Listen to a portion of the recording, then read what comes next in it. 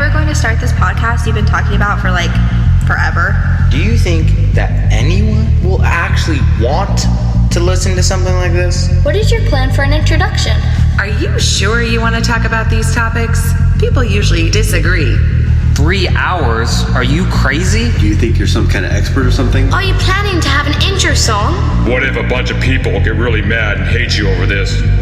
Do you even know how to make a podcast? Are you just doing this because you like to argue with people?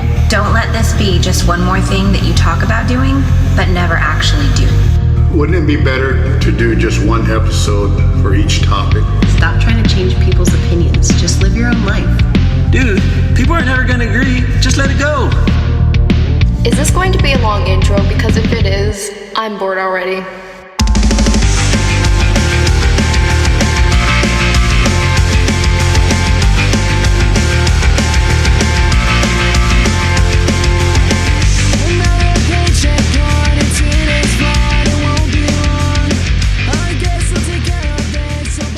Welcome back. Thanks for being here. Today I have an important announcement specifically for that guy who goes really slow through dips and speed bumps to protect their precious car. You know who you are. The message that I have for you today is this. Nobody likes you. Stop it. Do you realize that we all need to get to work? Or school? We really don't have time to drive 1 mile an hour behind you as you cause a traffic jam just because you don't want any dirt on your car. Maybe you should just leave that thing in the garage and never drive it anywhere. Then just buy a dirty jalopy that you can drive around town. That is all. All right, you're here to listen to another episode of the Why Can't We Talk About That podcast. And for that, I am grateful. Through this podcast, I have often found myself reconnecting with people that I haven't spoke with in many years, and it has really been a lot of fun for me. My guest today, Aaron Latham, is also someone I haven't spoken to in at least 15 years, maybe even longer. We first met while working as delivery drivers at a local pizza restaurant and bonded pretty quickly over our love of punk rock music. If you have been listening to this podcast, you have noticed that pizza and punk rock are pretty common topics. But besides those two things, Aaron and I discuss many important topics, and I even learned what code cats are and what the word impotent actually means.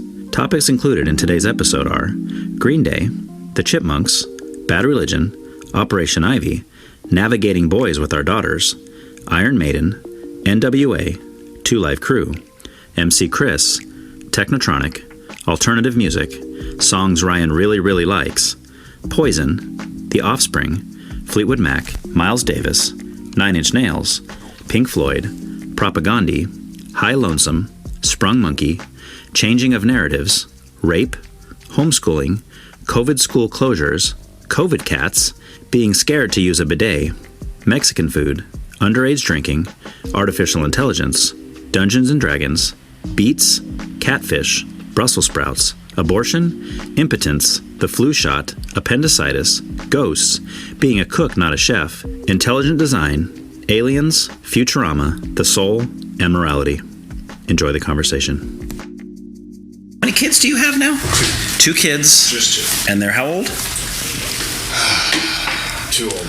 Too old, okay. 17, Which makes you old. 14. Oh, wow, they are pretty old. She's going to be 15 on Tuesday. Mm-hmm.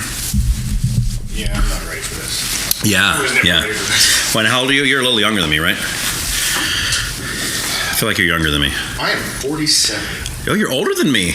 Oh, trip out. I always thought you were a little younger than me. Okay, I'm 45. And it's funny because when you talk about the 90s like you do, Yeah. I have completely different memories of the 90s, but I have sharper memories of the late 80s. Okay. Which is weird. I mean, Yeah. I guess we're jumping into it. So Yeah, we're jumping in, man. Let's hit it. I'm on the wrong setting here. There we go. when you talk about the music of the 90s, it was mostly the same for me. I didn't know about Green Day until I saw them open for Bad Religion. That was one of my very first punk. I think I was 15. Okay. And I remember seeing these guys on stage, and I couldn't hear a thing there because it was so loud. Like, these guys, this is fun. They're bouncing around. And like, quit pushing me. Yeah, I'm just trying to hear. Oh, man. Geez, when I was in high school, I listened to a whole lot of 9 Inch Nails. Okay. Yeah, I was into them big time. I mean, their Pretty Hate Machine album was fantastic. Loved that one. My favorite albums of all time. Yeah. I've been trying to find one on vinyl, but I can't. That album? Yeah. Have you looked on Discogs? Oh, yeah. I looked on Discogs. I don't want to pay $100. Yeah, I was going to say, you can probably get one on there, but it's probably not cheap. Like I had the That's the CD problem, yeah. and, you know, I mean, Yeah. it's funny about CDs. Just recently, so music influence now. I don't really care for what things sound like. I'm a radio guy. I like to listen to the radio. And there's only one station that I can really connect with. This is classic rock. I was going to say, it probably plays old music, because most of the new music sucks. A couple years ago, my car was wrecked. Had to buy a new one. It had XM. I had like a year free. Okay. Fell in love with radio all over. Yeah, because that has like thousands of stations on there, right? It's like Sirius. Yeah, their punk rock station, fantastic. Oh, Plays nice. some stuff that we know about. Right. Plays some stuff that I've never heard of before. Yeah. And most of the time it's like, I can't understand what this is. Yeah. Let's flip over to the metal station again. I'm like, right. Maiden, cool. Yeah, there you go. See? Yeah.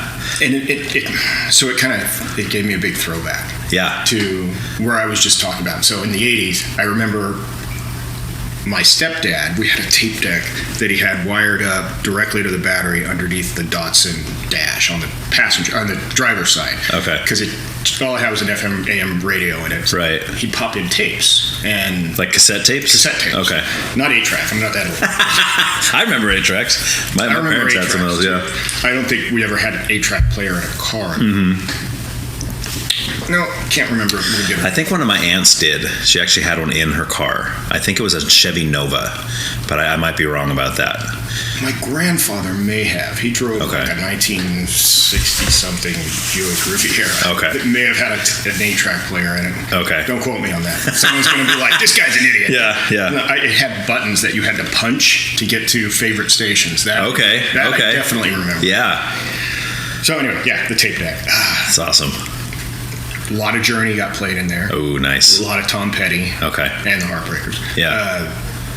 A lot of Hall & Oates. My mom loved Hall & Oates. Oh, well, who doesn't? I know, right? The guys had probably 40 million number one hits. I mean, every album they put out had like 6 singles on it. Those guys were fantastic, man. Wow. Yeah, there's a lot of songs that I listened to later in life that I didn't even realize was them. And I'm like, this is Hall & Oates? 3 off the top of my head right now, too. Yeah. Maybe 2. Yeah. But, so that was like some of my earliest memories. Really, we're just going to bounce off each other. Like when you say something like, I didn't know who Green Day was till they opened for Bad Religion, or was that backwards? No, that was right. Correct. So I mean, that's going to make me say like, oh crap, really? Because I didn't know what punk rock was till Bad Religion opened for Pearl Jam. So I mean, it's a similar kind of thing. They'd ask me that. Yeah. You mean the other way around? Like, no? Which means you saw them before Dookie, I'm guessing. This is probably like maybe Kerplunk era. It may have even been before or during Kerplunk. Okay. So I have a shirt, but I can't remember if it's 92 or 93. Okay. So it's somewhere in between those two. So I'm just going to go with somewhere between. No, that works. Yeah, because I think Kerplunk was 90. He was either 90. I think it was 92. Was when that came out, I believe. Because Dookie was 94. I'm positive on that one. Because I was a sophomore in high school when Longview, the video for Longview came out. And that was the first time I ever heard Green Day. Crab Radio in Bakersfield. So okay. We would listen to it after shift. And, I had a job. I was senior in high school then. Well, it was probably after high school. But anyway, I remember hearing it come on the radio. I'm like, hey, wait a minute. They're playing punk rock on the radio? Yeah. Yeah, exactly. My boss at the time, she's like, this is terrible. Change it. Oh. No, she made it. She was the boss, so we changed it. Right. Yeah, and that was like that was for me. That was the start of the new era. That may have been earlier '94 or late '93, but still in either case. But if you say it was '94 when Dookie came out, Dookie was '94, but it may have been an Offspring song. See, a lot of stuff happened back then. I've had a lot to drink since. Yeah. That's what my dad always says. When you ask him to remember something, he's like, "Well, I've slept since then." Like I totally forgot. Yeah, and Offspring's another one. I think Smash came out in '93 or '94 too. So those were like the two first big punk albums that were like mainstream, and that's where everybody says, "Oh, they sold out." I crack up because in I forgot which album. I think it might have been "So Long and Thanks for All the Shoes" by NoFX. But in there, he has there's like a Q&A in there where I guess an interview. I don't know if it was probably fake, but it was like this person asking Fat Mike questions, and they asked him, "What do you think of Green Day and the Offspring?" Because that's always the question. What do you think of Green Day? And his response was, "I think Green Day have beautiful and very well behaved offspring." That was the way he answered the question. I thought that was pretty funny. That's awesome, because for a band like NoFX, who's always like, we don't do mainstream, we don't, we say, forget you to MTV, and yet still on your own record label. Right, yet still has a big following. I mean, those guys they have lots of money, obviously, because owning Fat Records. I mean, all the bands that came out of that, shoot, man. But yeah. So let's go to the earliest remembrance of music. First time that you ever remember thinking to yourself, "I like this. This is awesome." That's kind of a hard question sometimes. No, it's not. Oh, you got it. Okay. It's just embarrassing. My dad made me a cassette. Okay. He was big into his own audio equipment, which I didn't understand. I was like 3 or 4 at the time. Was he a musician, your dad? Okay. No, just he loved music. He still does. Okay. Borrowed a Chipmunks record from his neighbor. Okay. Put it on a tape for me and sent it home with me. By this time, my parents were already divorced. I lived in Santa Barbara. He still lived in Bakersfield. Okay. And I had this gold Maxwell 60-minute tape. Nice. With most of the very skippy urban chipmunk. I think it was a country record. Okay. Is that the one with Kenny Rogers, "No One to Hold Him, No One to Fold Him"? Nice. I had that tape too. I loved it. I'm like, who are these guys? Yeah. Sound amazing. You're like, these guys' vocals are just before the cartoon came on TV. Okay, yeah. And then, so that's kind of that is definitely my earliest memory of the love of music. Okay. They had a couple other records. Records. Yeah. My dad bought me this tape player, which had the old record button. Okay. When you're going to rewind and then go back over something. Yeah. So the first time you were a fanboy, it was over the Chipmunks. Yeah. Nice, dude. Shh, don't tell anybody. Well, thankfully about 50 people regularly listen to this, so it's not like it's going out to the whole, entire world. My wife told me, "You can't do this podcast because you're going to offend somebody and get canceled." I'm like, I don't care. You can't cancel me. I don't really have any social media presence whatsoever. You had to find her to get in touch with me. I did. That's right. And she's like, "Dude, you need to get in contact with this guy. You remember Hester?" I'm like, yeah, I remember Hester. That's right. And the funny thing is, I couldn't remember her name for the life of me. And the only way I got in touch with you was I called Ed Van Horn. And I said, "Hey, dude," I said, "I got a question for you." I said, "There's this guy I used to work with, and his name's Aaron," and I couldn't remember your last name either. And I know that his wife is, I think she's friends with Christy because they've been at a couple of the kids' birthday parties and stuff. And he goes, "Oh, let me ask Christy." And then he went back to Christy. He goes, "Oh, his name is Aaron Latham, and his wife's, and her name is whatever." And I was like, okay. And I think she used to work at Arnaldi's too, right? Yes. Okay. Yeah. I thought so. But I remember you more. I think that's just because of our shared love of punk rock and our we hit it off right away because we were both fans of punk rock. And did we ever go to any shows together? I feel like we did, but I can't remember. I don't think so. Okay. I know I've been to a lot of shows though. Yeah. I don't remember ever going with you, so I don't think we did. Okay. But that's too bad. That would have been fun. Yeah. Right, somewhere around that. It was before I got married. We were still doing whatever. I honestly wouldn't even call it dating. We were just whatever. You were hanging out. Yeah. So I dragged her to a show. She's not a punk rock fan. Right. Dragged her to a show with my little sister, who is one of my oldest friends. Okay. She was a punk rock fan back then. She still tolerates it. Okay. Anyway, we're at the show at the Majestic in Ventura. Yeah. It's this dumb chick jumps off the stage, right? And she's being passed around right past us. I'm trying to have her not fall on our small group right there. Right. My wife rips her backstage pass off her pants, sticks it on my pants. I'm like, what is that? Really? Well, and this is during a song, so I can't hear anything. She sticks it on my pants, and then I'm like, what? Hold on, I'm going back in. Oh, how funny. Come back out, and then in between songs, right before Infected. That's how well I remember. Okay. So this was a Bad Religion show. Backstage pass, you idiot. Oh, nice. I look at it. Excuse me. Wow. Yeah. Did you go backstage? I went backstage, stood on the side of the stage. Oh, if anybody from the band hears this, they're going to be upset. I doubt it. They're punk rock. I was sweating. They would have done the same thing. They have a big old thing of Arrowhead water bottles. Mm-hmm. I'm like, oh, I got it. Yeah. And I'm looking at him like spitting distance from the side. I'm like, man, I cannot hear a thing right now. This is so awesome. Yeah. So I watched a couple songs. I left, met up with the rest of my group up in the balcony, and we just kind of wrote out the rest of the show. And then after the show, I went back again, shook Jay's hand, nice, walked out the back door, ran into my buddy Adrian, who's like, "How did you get back there?" I'm like, long story.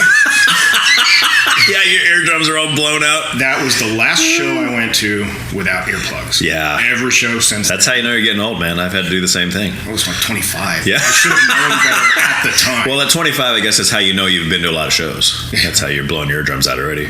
I've been to 65 Bad Religion shows. Are you kidding? I kind of lost track somewhere in the middle. Oh my gosh! Estimating. However, I'm also counting the 8 that I did pay money for during COVID that they did at the Roxy. Okay. So I'm counting those. Dang, dude. Okay, so I'm guessing that's probably your favorite band of all time then. No. Just throwing it out there. It's my favorite punk band. Okay. Yeah. Favorite punk band of all. I've seen them twice. I saw them once in San Francisco, and that was the first time I'd ever heard them. And that, of course, that's why they hold. Yeah, that's why they hold such a special place to me. And then I saw them later. I think somewhere around must have been 98, 99. I saw them in Ventura Theater. Oh yeah. And I don't remember who played with them at that point because they had openers. But it was great. I mean, it was awesome. Those guys are always. I mean, they sound great always to me. Okay, so I kind of, and maybe I'm wrong on this, and maybe it wasn't even you, so correct me. I vaguely remember having a conversation with you at Arnaldi's about Operation Ivy. And I said, I'm pretty sure I've seen them, but by that time they were already broken up. Oh, wow. Dude, that's so cool. And I'm thinking in my head, I was thinking about this actually yesterday. I remember that. I had that memory. And I'm pretty sure it was the Vandals. Now, okay. Now that it's clear in my head, I'm like, wait a minute. Yeah, that's more likely. I mixed up Operation Ivy with the Vandals. How did I do that? Yeah. Wow, you idiot. Well, for a band that was only together like a year and a half, and I think they only went on one real tour, for you to get to see them, unless you went to like Gilman or something in Berkeley, I guess you could have seen them. But I mean, that would be an interesting renewal. Whatever they call them, revival. Well, so I don't know if you saw, but Tim Armstrong and Jesse Michaels has started creating music again together. I hear them on the punk rock station. But it sounds nothing like Operation Ivy, like nothing. You know, and I get it. They're not trying to do an Op Ivy reunion. They're just saying, hey, we haven't written together in so long. This has been 30 years. Let's get together and write some music. And it's okay, you know. But I've loved some of, I don't know if you've heard any of Jesse Michaels' other bands after Op Ivy. He did one called Big Rig that was pretty short-lived. I think they just had one EP that came out on Lookout Records. I love that EP. It's got like 4 songs on it. It's called Expansive Heart. You'll have to try to check it out. It's really good. But then he did Common Writer. I should be taking notes. Yeah. Well, you'll listen to this later and you can take notes. But then he did one called Common Writer, and I think they had 3 or 4 albums. And that was pretty good. That was very ska sounding. Nothing's going to sound like Op Ivy because they're unique and they're Op Ivy. They're awesome. I still hear Op Ivy in some of the earlier. Rancid. Oh yeah. Oh, for sure. Not so much anymore. Well, right. Yeah. And I love Rancid. I think Rancid's great, but I think Op Ivy was just. Those guys put on a really good show too. Rancid. Yeah. See, I've never seen Rancid. I just missed them. They played in Avila a couple years ago. Did you go to that one? I was there. Oh, they're there. Okay. Was that the one they played with Dropkick? Murphys? Yeah. Okay. Somehow my buddy Adrian and I, he's my concert pal. Okay. He's also built like a brick house. Mm-hmm. So he's like a in a mosh pit, he is immovable. He's your bodyguard. He's my bodyguard. Because I get thrown around a lot, but I still love it. My wife says, "You're too old for this one." Yeah. No, you're right. Yeah. But it's not like I'm in the whole time. I That's go right. in, I get out. I go in, I get out. You're not that. I mean, you're not 50 yet. I mean, come on. Some of these guys in bands are older than that. They're out there rocking. Bad Religion, all those guys are over 50. I mean, come on. I mean, so, dumb segue. 17-year-old me, who would go in the mosh pit and stand the entire show, would see these old guys in the back and said, "I want to be those guys one day. I want to be that old guy." Yeah. I'm still not that old guy. I actually, had I brought my phone in, I could have shown you a picture at the show that I was at the Majestic, I think it was last month or the month before last. Okay. And I took a picture of the crowd behind me, and my wife's like, "You're still not my wife, a friend of mine, he's like, yeah, you're still not the oldest one there." I'm like, "Nope, I guess I'm not that guy yet." That's so awesome. All right, well, I don't want to leave Bad Religion yet, because, I mean, I didn't realize you were that big of a fan. So let's talk about, like, what's your favorite album by them? I know that's always hard. New Maps of Deluxe. Hell. Okay. Okay, interesting. Yeah. Interesting. What was that, 2006, 2007? Something. I feel like that one was like mid-2000s. I'm going to take your word on that. Okay, I might be wrong.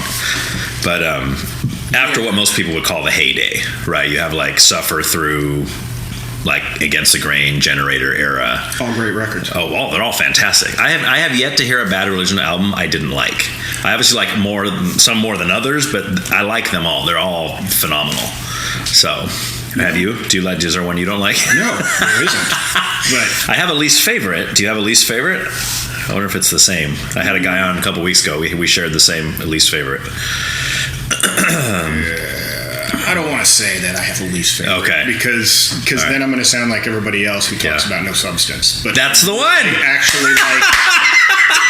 There it is. I really liked about half of that record. Yeah. No, there's great songs on it. Half was just Yeah. No. right. Yeah. I'm not trying to badmouth that record. There's good songs on there for sure, but it just happens to be my least favorite. I like all the other ones better than that one. That's all I'm trying to say. Fair enough. Yeah. It's just and interesting. Left the Gray Race took a long time to grow on me. That one, I used to say that one was my least favorite, and then over the years, I think I've come to appreciate it a little more. I like how intellectually charged the Gray Race. Oh yeah. It actually made me think. About what? I don't remember. I just think that every time since 1996, 7, when it actually came out, he would say the song 10 in 2010. Oh, 15 years to think of a solution. Oh, maybe it came out in 95. But it was around there though. Well, we still don't have a solution. Here we are 13 years into 2010. Yeah, that is one of my favorite songs on there. And I think, is that a punk rock song on there too, right? This is just a punk rock song. I love that one too. It's just gets me going. It's on my pump up list. I have a bunch of playlists on my iPod, different things. I have a pump up playlist. Like if I'm doing something that I want to be motivated, I'll throw that on there. And there's anything from metal to punk to hip hop or whatever on there that's just kind of. Do you have songs that when you hear them in your car, whether you put them on intentionally or not, that make you want to drive faster? Oh yeah. Okay. Pretty much everything on the punk rock, on the pump ups one is like that.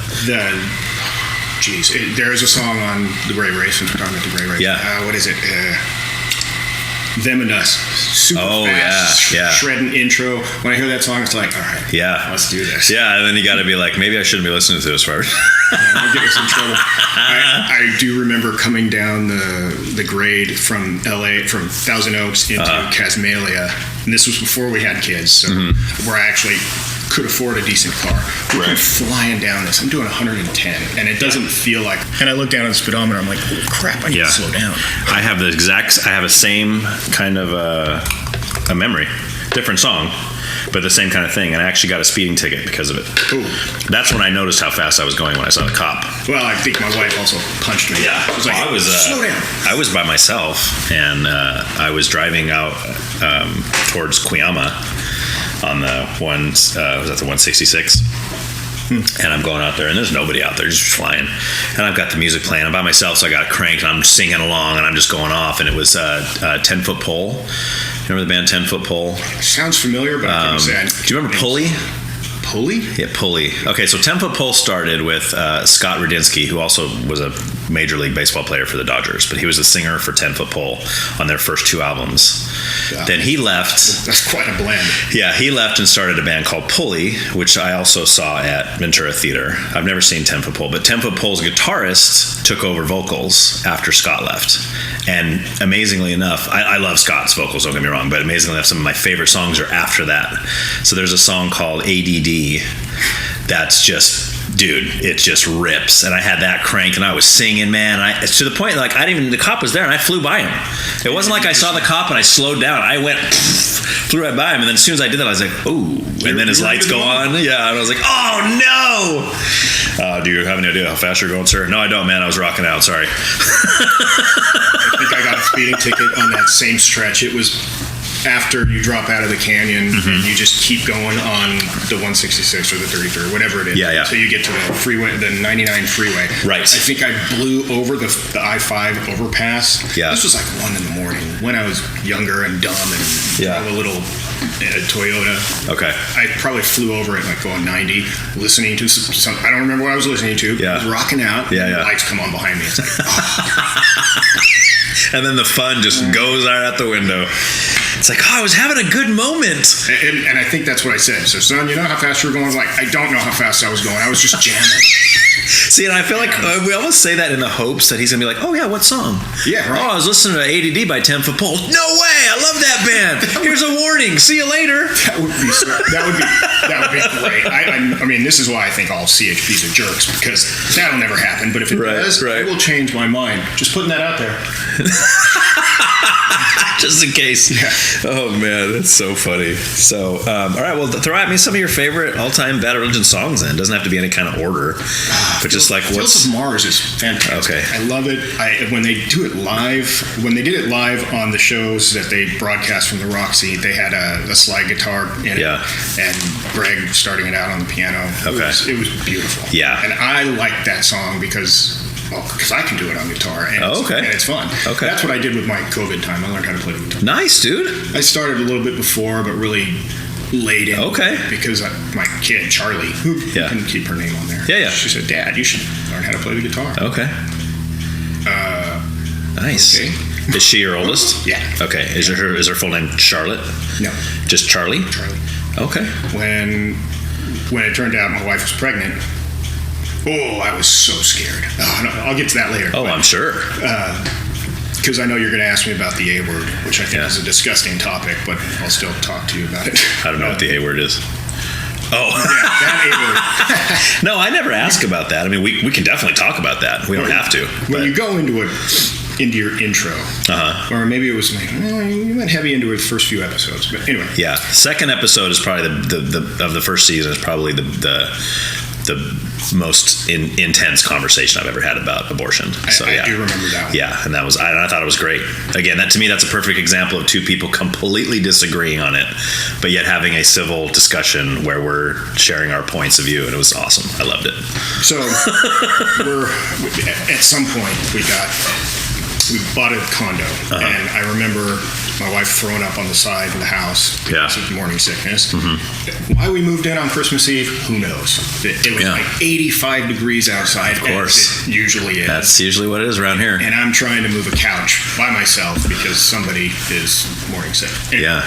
The nerve of her, you know? I'm not sure if that's exactly how it happened, but that's still probably how tell I it remember different. it. Yeah. And sometime before that, I said, we're naming her Charlie if it's a boy or a girl. Oh, okay. I named both of my kids after street fighters. Nice. Yeah. Okay. And your second one was a boy, I'm guessing? No. But you had two girls. Yeah. Okay. It's Charlie and Cammie. Oh, nice. Mm-hmm. Okay. Cammie from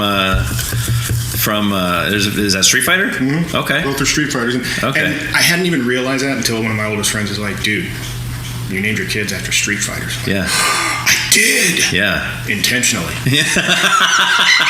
That's awesome, dude. Wow, man. That's so cool.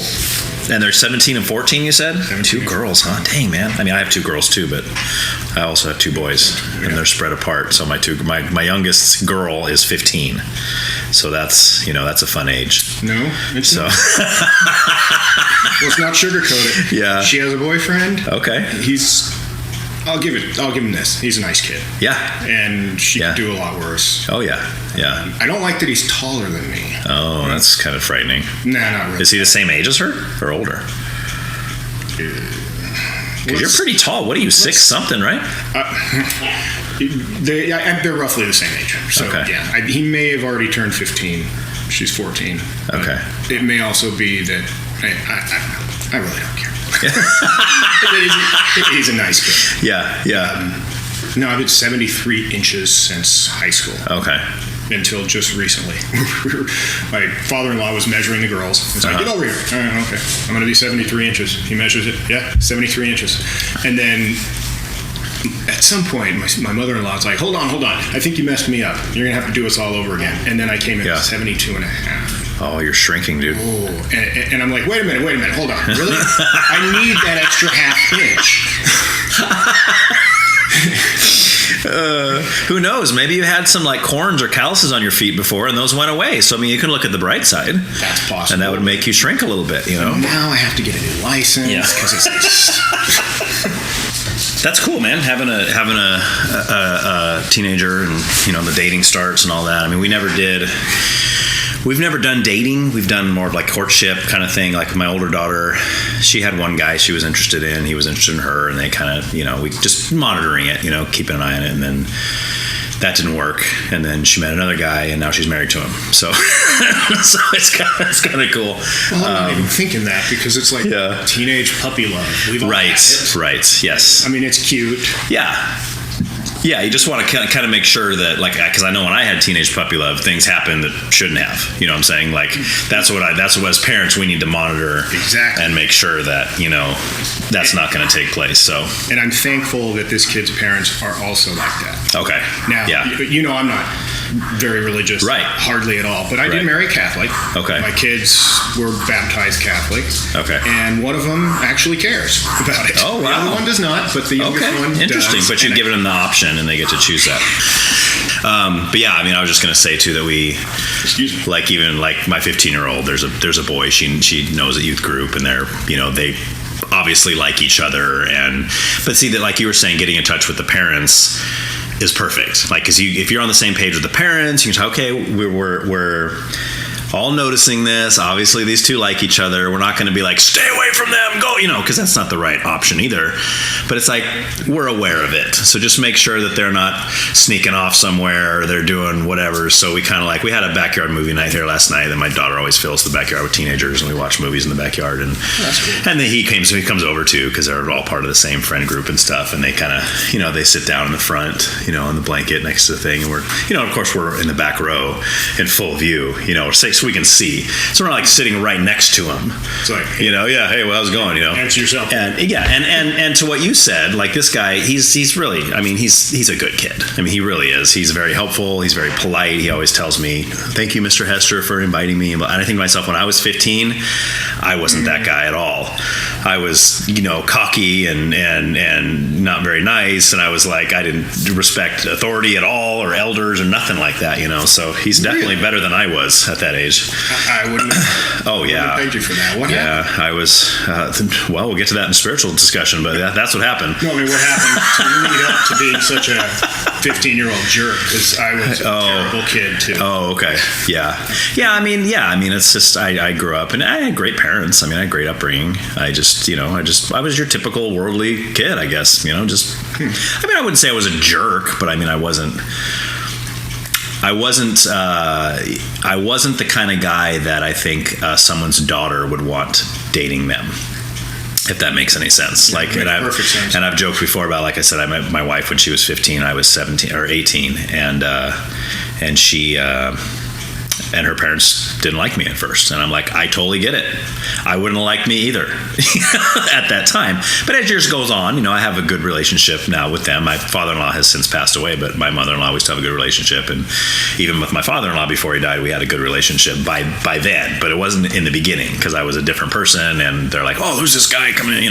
Totally get it. But anyway, back to what you're saying, navigating, kind of your daughters growing up and getting boyfriends and that kind of thing is always. This is kind of uncharted territory. Yeah, right. I didn't really have that with Charlie. Charlie had a boyfriend for a little while, but he was the cousin of one of her friends, and he didn't even live in town. I'm glad you said the cousin of one of her friends. Yeah. You didn't just end with cousin. Yeah. He was a cousin. Whoa. I know you said you're from Bakersfield, but I mean, come on. Well, honestly, I've lived in Santa Maria more than half of my life. So, I mean, am I from Bakersfield anymore? Yeah. Or am I from Santa Maria? I wouldn't tell people you are if I were you. I mean, that's, I always lead with, well, I grew up in Bakersfield. Yeah. Now I'm here. Yes. Because you say, I got smart and I moved away from there and I went somewhere better. Well, somebody did tell me there was a beach in Santa Maria. By the time I moved here, I hadn't bothered to fact check that. Yes, not in Santa Maria. Close. I mean, I think it was summer '97 when I moved here. I'm like, all right, where's this beach? Okay. It's over there. It's called Guad. Yeah. It's a good 15, 20-minute drive. So you moved here after high school then? Yes. Okay. So did you graduate from high school in Bakersfield or? Yeah, you can call it graduate. Okay. I was the laziest high school kid. Okay. Didn't care about anything. Yeah. Got a perfect 2.0. Nice. Which now that I think about it, that takes effort. I mean, you got to know exactly what to turn in and not turn in. Right. And I'm not even sure how I graduated, to be honest. But my senior year, I didn't even go half the time. I had a job. Yeah. Oh, okay. I went to work. Nice. And you're like, this pays better than going to school. Right. In hindsight, I would have done it all different. Yeah. But, Yeah. I always thought great sci-fi novel would be me finding a way to quantum leap into 15-year-old me and straighten myself out. Right. But then, what would I have missed along the way? Yeah. Who would you be today if you were able to do that? Would I still have these great kids? No. And this wife? You wouldn't. Who's mostly great? Yeah. She's going to listen to this, so I'm sure that's why you're being funny. I doubt it. Really? Oh, I bet she will. I even told myself, I don't want to listen to my episode because I hate the way my voice sounds on an answering machine. Right. And I bet she will, though, just because, like you said, her concerns about, you're going to get canceled. She probably wants to know the kind of things you're going to say on here. I'm sure she already knows. I can't lie to her.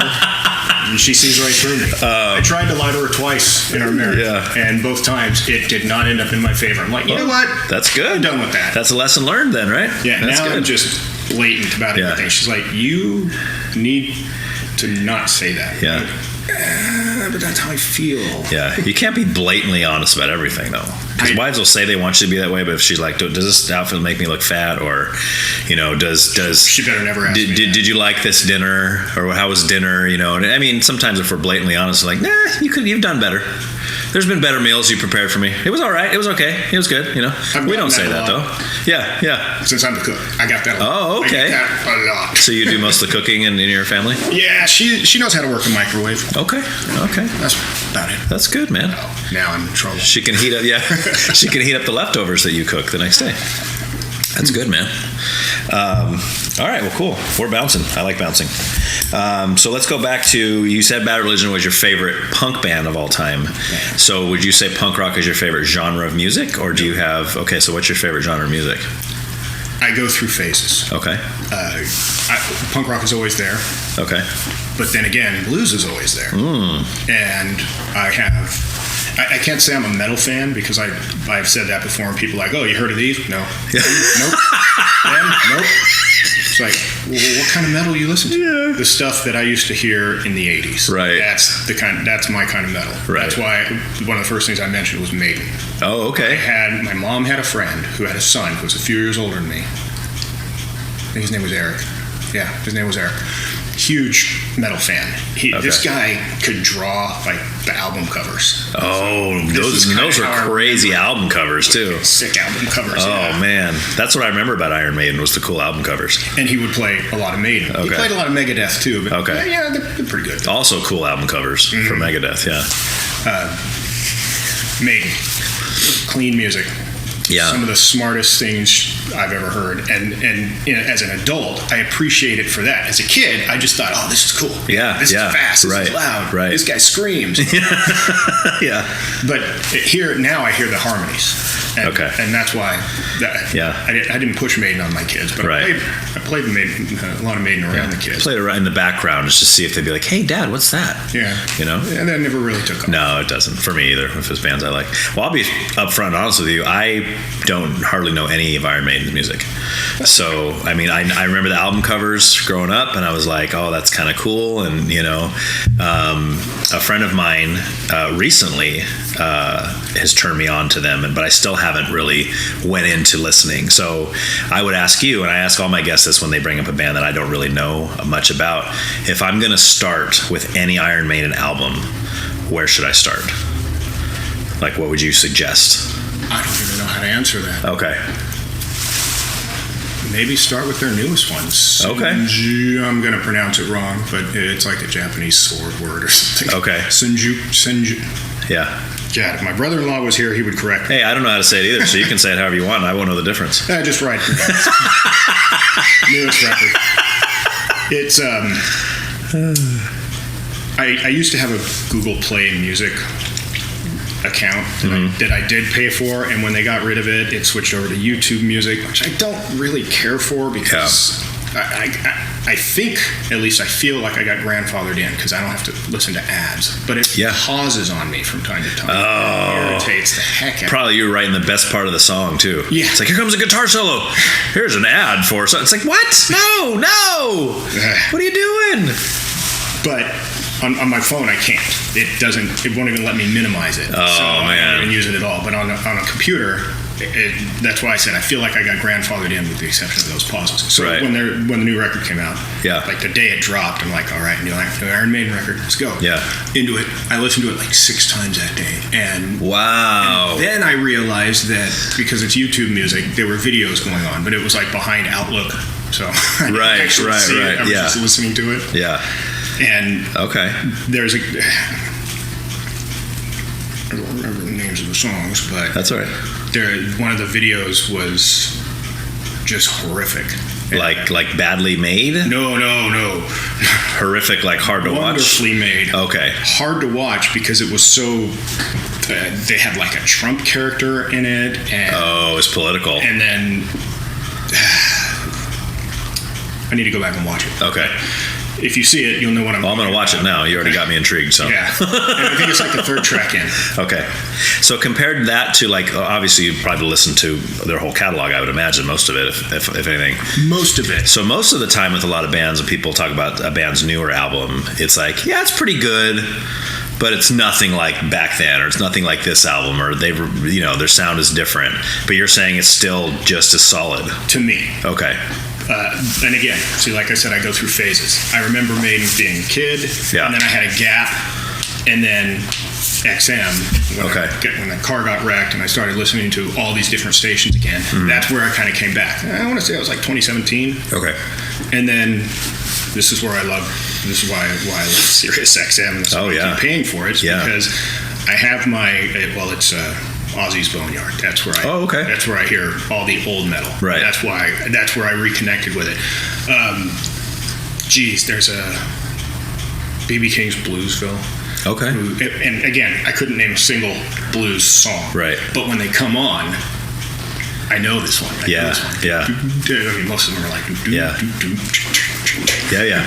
Well, and that's the thing. Like, it just gives you that feeling, right? I'm kind of gathering that's what you're talking about. You hear these blues songs, and it reminds me, whatever I was upset about, it really ain't that bad. Right? Yeah. Well, I don't have it as bad as this guy. I mean, this guy's house blew up, and he lost his whole family. Yeah. I just have a hangnail. He wants to get drunk, and one bourbon, one scotch. Right. Can't pay his rent, but I'm going to have a bourbon, a scotch, and yeah. So I mean, blues is another one. Like, my dad loves blues music, and some of what they call like rock blues, or kind of like things like Stevie Ray Vaughan, or some of that kind of stuff is more. And my dad loved B.B. King. I remember him telling me about B.B. King when I was a kid, and how his guitar's name was Lucille, and the whole. I remember all that, but I couldn't I couldn't tell you any of their songs, and I'm not real familiar with blues. I like it, but again, I have never really said to myself, you know what, I'm going to just listen to a lot of blues today, or I'm going to really get into this and hear some songs. I've never done it. See, that's kind of how I roll. Okay. Say, I'm gonna throw on some blues today, and I'll yell, Alexa. Okay. Yeah. You want to say put on some blues, or you say put on this guy? Some blues, or I'll say put on B.B. King's Blues from XM. Okay. Or sometimes, and this is funny because I was going back and forth between metal and blues a few years back. Mm-hmm. And this was before we had the dots. We just had to talk to the stick. Yeah. Right. Yeah. And I said, I'm in the mood for, And she said, playing some blues, shuffling songs. Wow. Shuffling the blues. And I said, okay, all right, apparently I'm in the mood for some blues. Wow. We're going at it. It read your mind. It is scary. And that was the beginning of realizing, wow. And I'll go into why I hate AI later. Yeah. But yeah. Well, I haven't found anybody that doesn't hate AI. I mean, people will say that they like AI, that there's benefits to AI, but I think the scary parts of AI are a little more intense. But yeah, I'll jot that down for sure. We'll talk about that because I have my own thoughts on that. All right. Favorites. Okay, so what about the most influential band or artist for you personally, something that's really impacted your life? And it can be something we've already talked about or something totally different. Just like, you know what I'm saying? Something was like, that band means something to me more than just, I like their music, This depends on where I am in my life. Okay. See, we already touched on the Chipmunks. Yes. As being, little toddler me. Mm-hmm. I would say junior high, it was, leading into junior high. Oh, I like this. You're having epiphanies in your head. This is awesome. I'm bringing it out of you. Gangster rap phase. Nice. Just like you did. Yeah. I want to say it was, let's see, 76, about 11. It must have been like 1987, 1988. Okay. Right in the, it was N.W.A. Yeah, I was going to say, that's right in the heart of when that stuff started. They're in the Rock and Roll Hall of Fame. Yeah. They should be. Right. So, my mom didn't hate it. Yeah. This was before we had explicit lyric labels. Right. So she was, I wouldn't let my kids listen to it now. Oh, no. But she let me then, and I think I was probably 12 or 13. Okay. And now I was thinking back, I probably shouldn't have been listening to this back then because it was controversial. Oh, yeah. I remember when Two Live Crew got banned from something. Yes. I don't remember what they got banned from. Yeah. I just remember they did a song called Banned in the USA. Yeah, because it was, what was the song?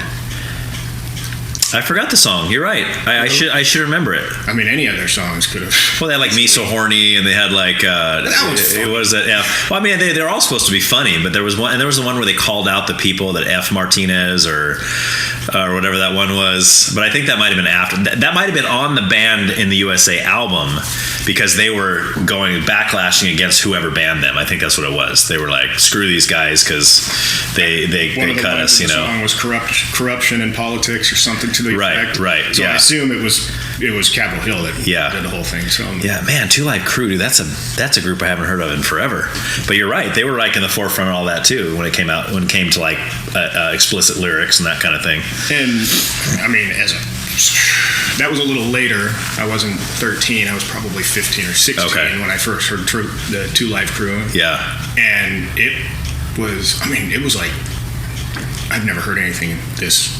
To now, disgusting. Oh, At the yeah. time, this provocative. Right. Is it's this edgy. What people are like? Is this what rappers are like? Is this what adults are like? Is this what women are like? Where can I get me one of those? Well, right. And then all their album covers were like the three of them with all these just half-naked, beautiful women all around them. And as a young kid, you're like, hey, I could be a rapper. Yeah. I mean, that's their life? They just like sit in a hot tub with all these chicks and they got a beer on this side and they're just hanging out making millions of dollars? Let's do it, man. Still what rap is all about. Probably, right? But that was a short phase. Mm-hmm. I did grow out of it. Mm-hmm. At the time, I mean, if you put a few beers in me and said, let's karaoke Boys in the Hood, I'd probably pull it off. Oh, yeah. That's classic. But I would definitely need the words. Yeah. So for Boys in the Hood, for me, so they had the version on the N.W.A. I think it was N.W.A. and the Posse, which was the very first N.W.A. album that had that on there. Cassette. Right. Cassette. Yes, exactly. And then I had the tape too. And then Eazy-E had his Easier Said Than Done solo album that came out around the same time as Straight Outta Compton. It's like a black and red background. He's standing. Yes. Yep. And then and that had a Boys in the Hood remix. Yes, and because that's the one I remember. Me too. I think that was the more popular one. Yes, and that one was great. That was awesome. But I mean, even on the one on N.W.A., it was all Eazy-E. It wasn't like the other members were on that song. It was really his song. Yeah. And then so he just re-released it on his solo album, which that solo album was fantastic. I think I enjoyed that even more than N.W.A. Yeah, I mean, because he was the best one. I mean, I liked them all. I thought Ice Cube obviously is great as a solo artist now too, but I always loved MC Ren, a guy who didn't get a whole lot of cred. He never really did anything solo. Nobody really knows who he is. But I thought he was great, man. He had some parts in the Easy Does It record, I think. Oh, he did. Yeah, they were all on there. You know, and like Dre is one that I was like, he just doesn't.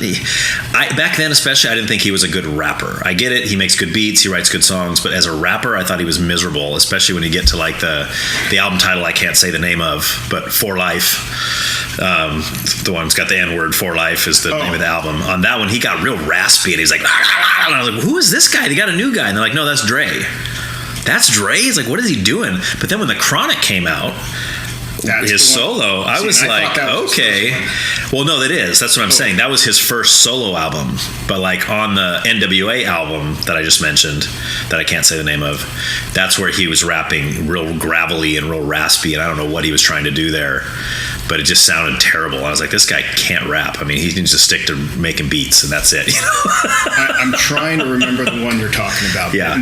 But it may have been after I moved on. Because I only had I had N.W.A. in the Posse. I had Straight Outta Compton. Right. And then they had an EP called 100 Miles and Running, which was great. Yeah. And then the one I'm talking about was the fourth one, and that was their last album. Okay, and they all went solo. They broke up after that, and then they did some solo stuff, and then Eazy-E died, and then, you know, they all went their separate, you know, Ice Cube was already a very popular solo artist as it was. I think like Death Certificate had already been out by then, and all that. I think I missed that phase, because I think by then we had Bone Thugs and Harmony and Snoop Dogg. Yes. Right. Yeah, because Dre went the direction, he found Snoop, put the Chronic out, which like almost every song off the Chronic has Snoop in it.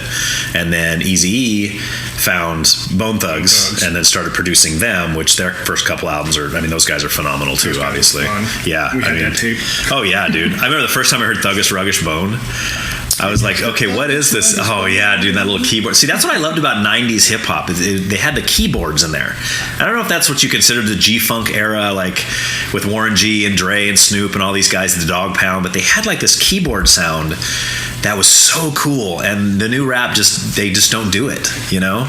It's the newer stuff sounds more a dude with an iPhone, right, laying down some beats, and don't get me wrong, I do actually really enjoy MC Chris, but that's I don't know if you've heard of him. But never heard of him. No, that's really what it is. It's not a very unique name. He makes his beats. I mean, you know, he's a white guy. He's like this tall, and he's got a really high voice. Okay, but he talks about some great stuff. I might like it. I've seen him a couple times at Slow Brew. Okay, is he local?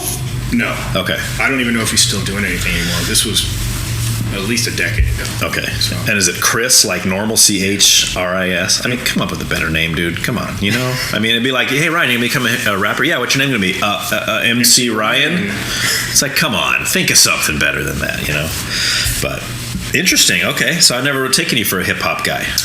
But you had a phase. I had a phase. But what about now? Like, can you go back and listen to, like, and still enjoy it, right? Okay, cool. I can enjoy it. Okay. The early 90s stuff. Mm-hmm. I mean, man, now you got me thinking about it. Mm-hmm. There are certain songs when they come on the radio where it's just like, oh, turn that up. Right. Like, Yes. Oh, nice. Yeah. Would that sound like, was that Poison? Yeah. That sounded like Poison by Velvet DeVoe. Yeah, that's like the most unique drum line ever. Yeah, that's great. See, and the R&B of the early 90s was great too. Like those bands like Velvet DeVoe and I think about like Shy, Keith Sweat, Guy, like so some of those old it's like it's like it brings you right back to being a kid again. There's one that it was a gal. Technotronic? Mm-hmm. Was that a thing? Pump Up the Jam? I'm pretty sure that was it. Yeah. Pump up the jam, pump it up. Place to stay.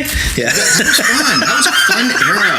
Because you would listen to the radio, that song would come on, and then they'd play a rock song. You get some STP in there, some program, then they'd go back to Don't Go Chasing Waterfalls. Yes, another good one.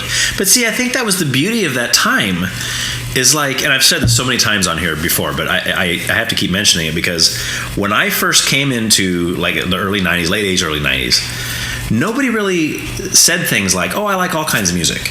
Nobody said that. Everybody generally just had you had the rapper people, you had the metal guys, you had the country dudes, you had like all this, that's just nothing but country, that's all I listen to. I only listen to metal, get all that rap crap out of my face. And then something happened like in the early to mid 90s where all these bands like the Chili Peppers and like some of these, they were coming out with like these hybrids of rap rock, and then that led into bands like Linkin Park and Limp Bizkit and like some of these, Korn and some of these other bands that were doing more of that sound, and then you could have a radio station like that where it would play that. It's like, all right, that was Pearl Jam singing Jeremy, and now here's TLC Waterfalls or whatever.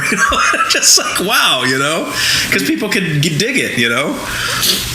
So, and I know I've heard you say that 90s was your biggest, most influential era of music. 91 specifically, but yeah, I love the 90s. Maybe there's a reason behind that. It kind of sounds like all those genres of music amalgamated, that's a word I don't get to use all the time. Yeah. Makes you sound studious.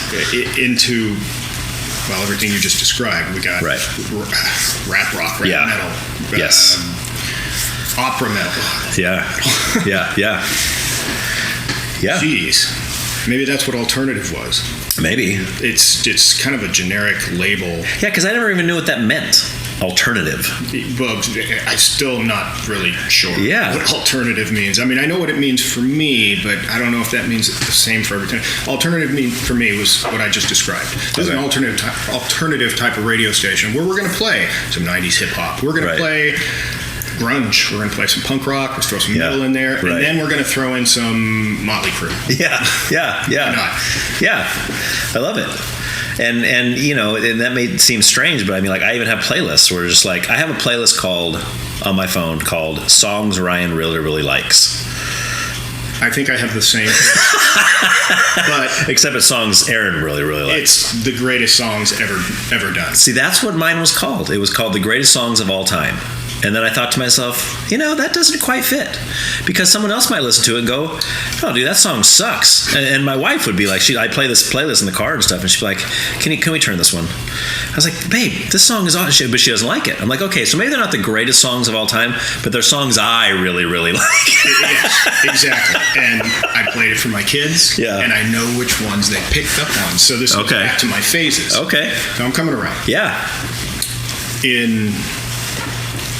So mid-late 80s. Don't make me try and remember the year. Yeah. Don't Back Down by Tom Petty comes on the radio, and I'm painting my dad's house with him, or we're cleaning it up because he's selling it. I don't remember exactly what was going on. Okay. I think there was some painting involved. Comes on the radio, and I'm bobbing my head back. That was pretty cool. Yeah. I said, "Oh, Tom Petty. I know Tom Petty. Tom Petty and the Heartbreakers. Right. Love those guys." Yeah. My stepdad used to play the tapes in the car. Nice. So earlier memory of that. Right. My dad buys my dad or my stepmom buys a CD, and I remember we had the boombox with the CD player in the top, and she's playing the CD, and this is obviously a couple weeks later, but they're still cleaning up the house because they're moving to Tehachapi. Okay. So that should give me an era. Yeah. Mid-late 80s. Okay. I listened to that record, CD, so much, back to front, 100 times. Nice. Almost to the point where I could probably sing all the songs back then. Right. But that was like the tail end of the 80s. Moving into that, it was right before my rap thing. Okay. I think. Nice. That makes sense. I mean, because that's when rap started to get really big in that, you know. Yeah, right. Like 87, 88. Yeah, yep. 89. Yeah. I also really liked Poison back then. Okay. Had a gal in middle school, junior high, give me a tape. Okay. Which one? Their second record. Open Up and Say Ah? Yes. Okay. With the original cover. Yeah. With a Yeah. The demonic looking dude with the Gene Simmons tongue. I remember coming back later on because I don't know what happened to the tape. Yeah. I remember I loved it. I mean, your mom down dancing. Oh, yeah. My mom comes out. She's like, hey, I know that song. You do? And you're like, I don't like it now. It was a cover. Yeah. Right. Well, that's funny too. And there's a lot of bands even today that'll come out with. Well, the most recent example is probably in my mind. It was Disturbed. Oh, Sound of Silence, right? And like I know so many people are like, oh, have you heard this song? And it's like, yeah, back in 1966 when it came out, or whatever, you know. And it's like, and don't get me wrong, their version is great. Their cover is phenomenal, you know. But it was probably the perfectest version of that song that graced these ears. Oh, yeah. When I heard that the first time, it was like my wife was playing it on her phone. I'm like, hey, I know this song. Yeah, I know that guy. Right.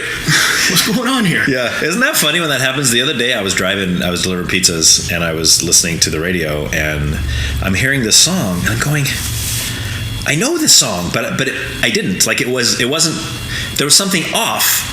But I'm listening to it, I'm going, no, but I know this song.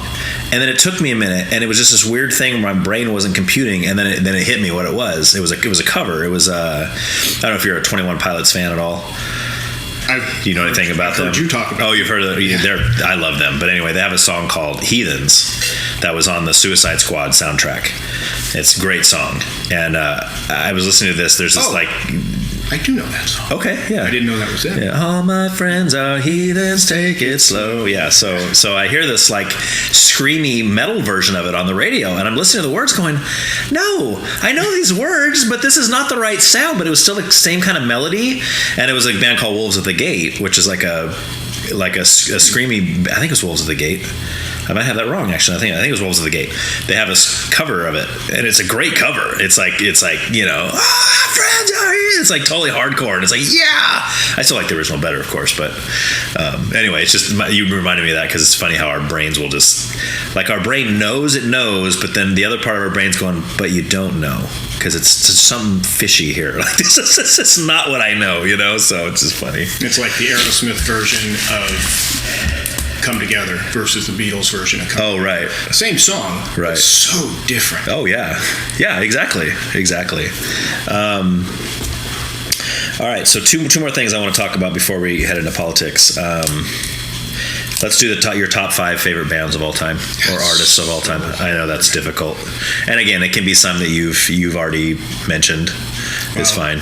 I imagine you're going to throw Bad Religion in there. I've been talking about phases, but I'm going to just bring it forward to right now. Okay. Right now, and by right now I mean probably the last decade or so, I've been really into music that I've played for my kids that have now influenced them.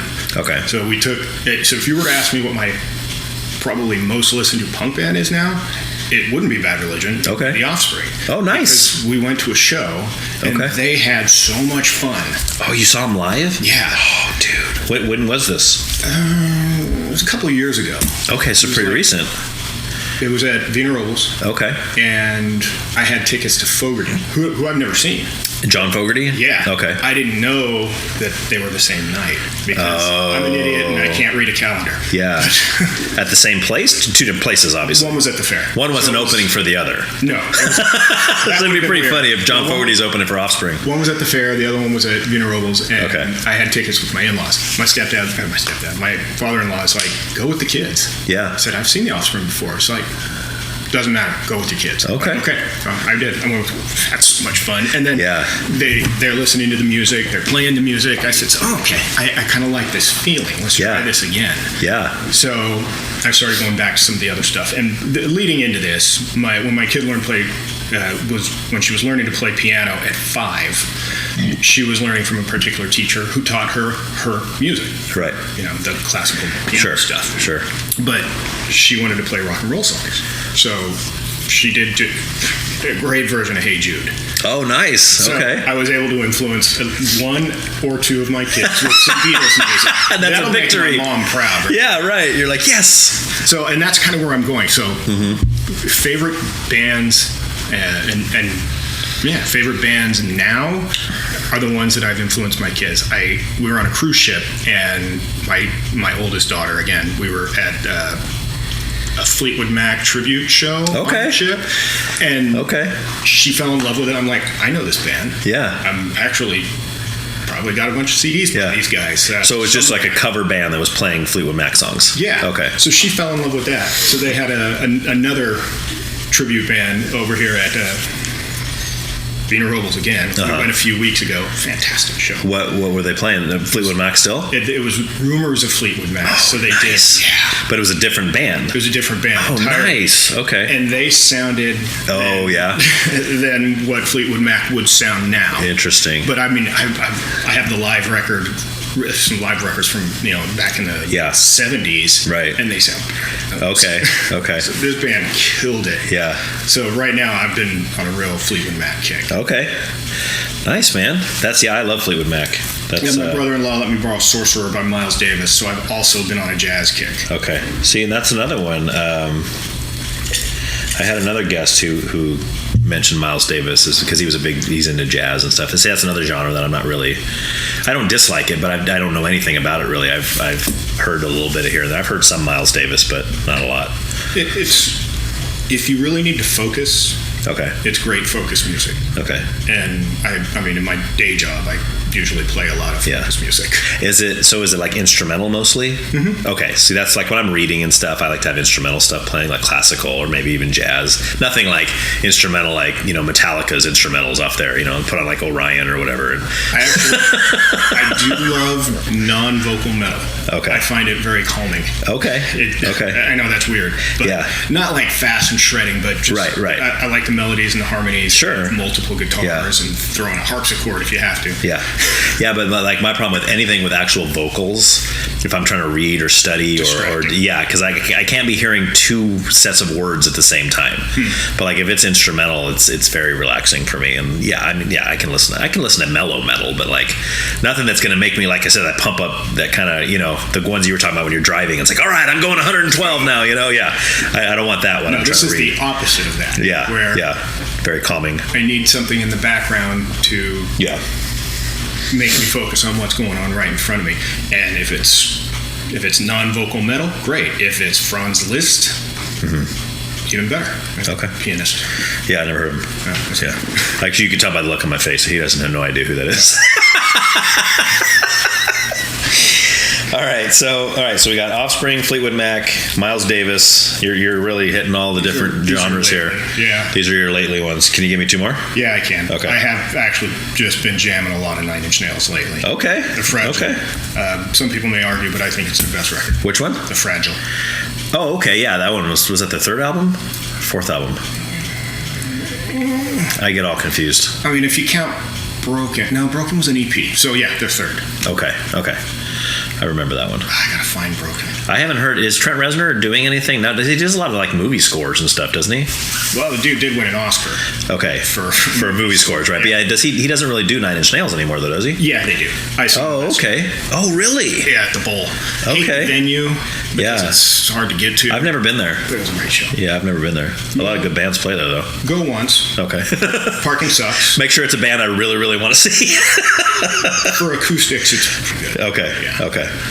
Okay.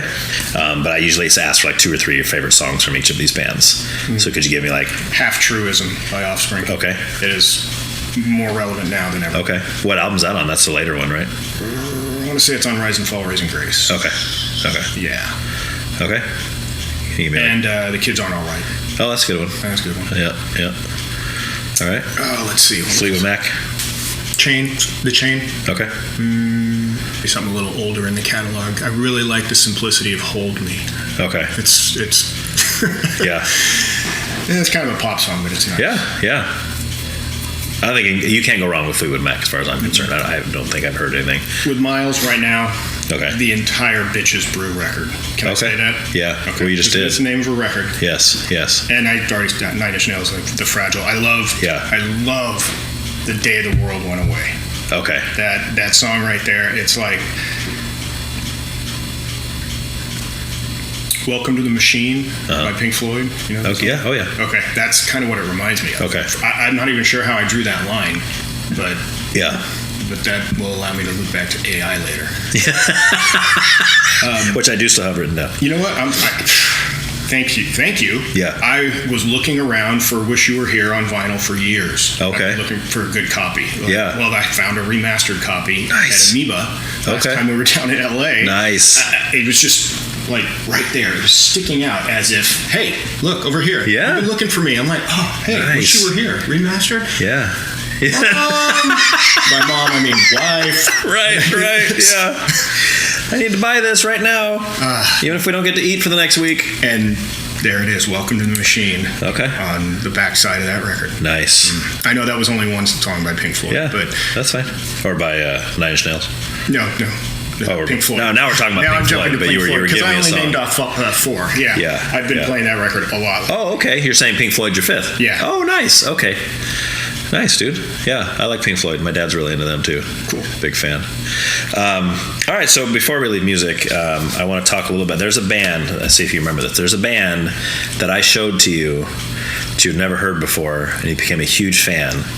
And then I became a Christian, and then I stopped listening to all of that music for the time being. I still listen to some of it now, but for the time being. And I remember you coming to me talking about like, oh man, you picked the worst time to get out of this music because this band's new album's great. And do you remember the band? No. Okay. Yeah, I remember very vividly you being very disappointed because you're like, oh dude, you're missing out on this good stuff. And was it MXPX? Nope. Because I can vaguely remember you saying they're kind of a Christian rock punk band. I'm like, really? Yeah. No, this band I'm talking about is not a Christian band. They were a band I had showed you before that. Oh. And you got into them, and then I stopped listening to this band for a time being and started listening to things like MXPX and some of those Christian punk bands. Jeez. I mean, I know when Mike McColgan left the Murphys, he started his own band called the Street Dogs, and I immediately fell in love with them. Nope, wasn't that band. Nope, wasn't them. Okay, nope. I'll tell you. I don't want to make you. Remind me. I don't want to make you think too hard. I'm starting to smell smoke over here. No, it's Propagandhi. Oh, right. Jeez. Yeah. You offloaded quite a few CDs for me. Yes. And I listened to a lot of Propagandhi. Yeah. And I would say I liked about half of it. Yeah. Yeah, I still love those guys. Man. Well, I just feel like they got, and I think that was what I kind of got out of it, is they had their first 2 official records on Fat, How to Clean Anything, or How to Clean Everything, and Less Talk, More Rock. And then they had an album come out after that, their third one, which I forgot the name of now. I can picture the cover. It was like an American flag kind of stripes across the front. But they had the guy from I Spy, the vocalist from I Spy, joined them because the other vocalist from Propaganda, the kind of mellow singer, he left and started a band called The Weaker Thens, which was very mellow, melodic, like the total opposite of Propagandhi. And he started that. So the guy from I Spy, who was kind of hardcore, came in, and the third Propagandhi album was like, it was very screamy and hard, and it was angry. And it was like, it's okay, but and I'm just now starting to get back into them because a lot of people have told me, some of my punk rock friends and stuff, like, oh no, dude, you need to listen to the last 3 albums they put out because they went back to that original sound. I'm going to have to listen to them. It's been a while. It's been a while, yeah. I mean, a long while. Whew. Yeah, they're good stuff, man. Yeah. It was a point in my life where I was tired of being angry. Yeah. Well, they're like the epitome of that, right? They're like, every song is just like, if you don't believe the same thing as I do, you suck and I hope you die. Yeah. And ska doesn't suck. I like ska. Yeah, right. And ska sucks. Yeah. It does. Well, I think the kind of ska that he was talking about did suck, in my opinion. I'm not a big fan of but I like the third wave ska, like Op Ivy and Less Than Jake, and some of those. Yeah, exactly. Some of that stuff. Yeah, Mighty Mighty Boston. Some of that stuff that got big in the 90s. Those guys were so much fun. Oh yeah, good stuff, man. So, but yeah, that's just funny. That's one of my main memories of you, was that we had that discussion about Propagandhi, and I remember at Arnaldi's where I would give you CDs to listen to, and you'd listen to them on deliveries and come back oh, dude, that's awesome, or that was great, or that sucks. I drove a pickup that didn't have a CD player. Oh, okay. I remember when it did have a CD player when I finally bought one. Okay. That's when I would probably listen to them. Then it got stolen. Oh no! And I remember who wasn't my sister-in-law at the time. Yeah. Said, "Yeah, I passed by you. You didn't see me because you were rocking out." You're like, hey, priorities. I probably was rocking out, but I didn't have a stereo. Right. Hey. At that time, I didn't have a stereo. The same thing. I was living down in San Diego. I had a big Case Logic full of CDs. Yeah. Loved them, right? Yeah. Flip down thing. Oh, yeah. I had it was like a 100 holder. It had like 100 CDs, and I used to keep it in my car, in my truck. It was a pickup truck. It was that Nissan I used to drive. I don't know if you remember that. Was it red? No, it was white. Okay. I had a white little Nissan pickup that I used to deliver pizzas in. And then until I got in a wreck delivering pizzas for Arnaldi's in the daytime. I had the big 10 holder pizza boxes in the back of the bed. There's two of them in there because I was going to Santa Maria High, because they used to have an account with Santa Maria High where we would deliver to them every day for lunch, and then they would buy them for a certain amount, and then they would sell them by the slice, and they would make some money or whatever. So I was on my way down there, and all the cars were backed up because somebody had stopped. Well, the girl behind me she was not paying attention, and she slammed into the back of me, and which made me slam into the guy in front of me, so it kind of accordioned my truck. And I remember I had to I was fine, and there was really no injuries. The truck was total. Well, that's funny because Gino came down, picked the pizzas up, and took them to Santa Maria High. He's like, we got to get those pizzas down there. It's like, bottom line, is Ryan alive? Okay, good, let's get those pizzas and get them down there. Yeah, exactly. So I remember all that, and the girl behind me was eating a taco, because I remember there was taco, there's like meat and like tortilla smashed all over the dash. Well, I don't allow people to eat. Yeah. Right. But anyway, that's what I was driving. Where was I going with that? I started talking about driving a truck. Daytime. I was talking about jamming. You were talking about. Yes. So I'm in San Diego in my truck with the Case Logic holder and my CD player in there. And I came downstairs one morning to get in my truck for work, and I noticed that my window was broken. And I went, been here. What the heck? And I get in, and my whole stereo is ripped out of the dash or the deck thing, and my whole Case Logic was gone. And that had my entire punk rock collection of CDs in it. I mean, this was before iPhones and iPods and like Bluetoothing something into your car. It was no, that was my entire music collection. Now it's gone, right? And I've since replaced almost every single one of those CDs that I had in there. Some of them were hard to get, and some of them I've been trying to get for years. I'll even contact the band, be like, hey man, you probably, I know you guys don't even play music anymore, but you opened up for this band that I saw back, and I thought you guys were great, and I bought your little CD you had there at the thing. It was called this. And he's like, oh, thanks man, I appreciate it. Hey, is there any way I could buy one of those? Do you have any? He goes, man, we don't have any of those. I'm like, you're in the band, you're the singer of this band, what do you mean? He's like, yeah man, we sold them all out, and we just never digitized them or anything. We don't really have copies of those. Jeez. I'm like, nah, that's a big bummer if you're in the band and you don't even have copies. But I run into that a lot. I've had people on here that were in local bands locally and stuff, and they're like, man, I don't even have copies of that.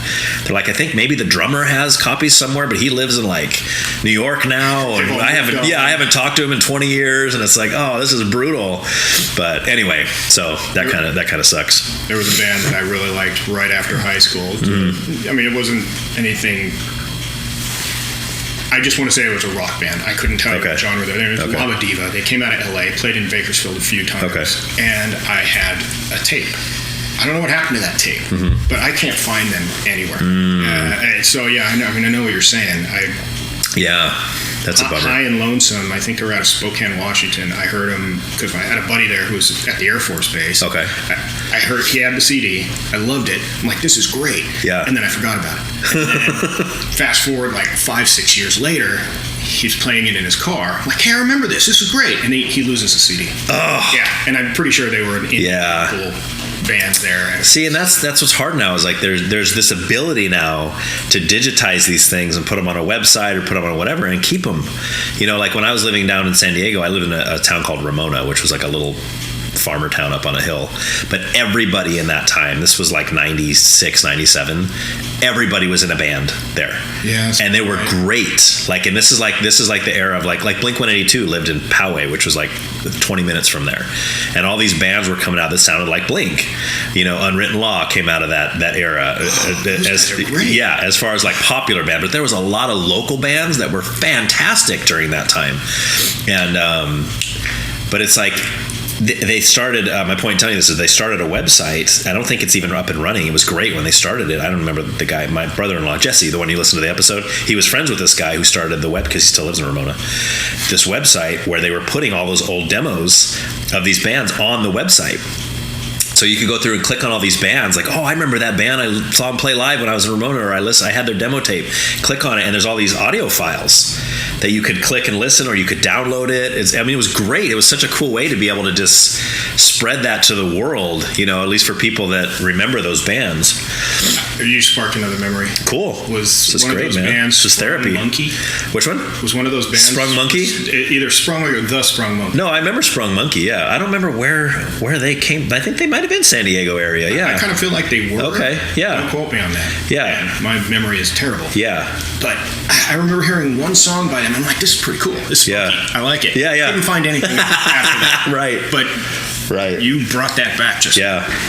There was a bunch of great bands back then, man. And it was a good time. It's back when the scene was ripe, you know, fun stuff. It was a good time before music scene got killed, got murdered in the streets. But all right, man, let's jump in. Politics. Okay. Talk about some politics stuff. Political.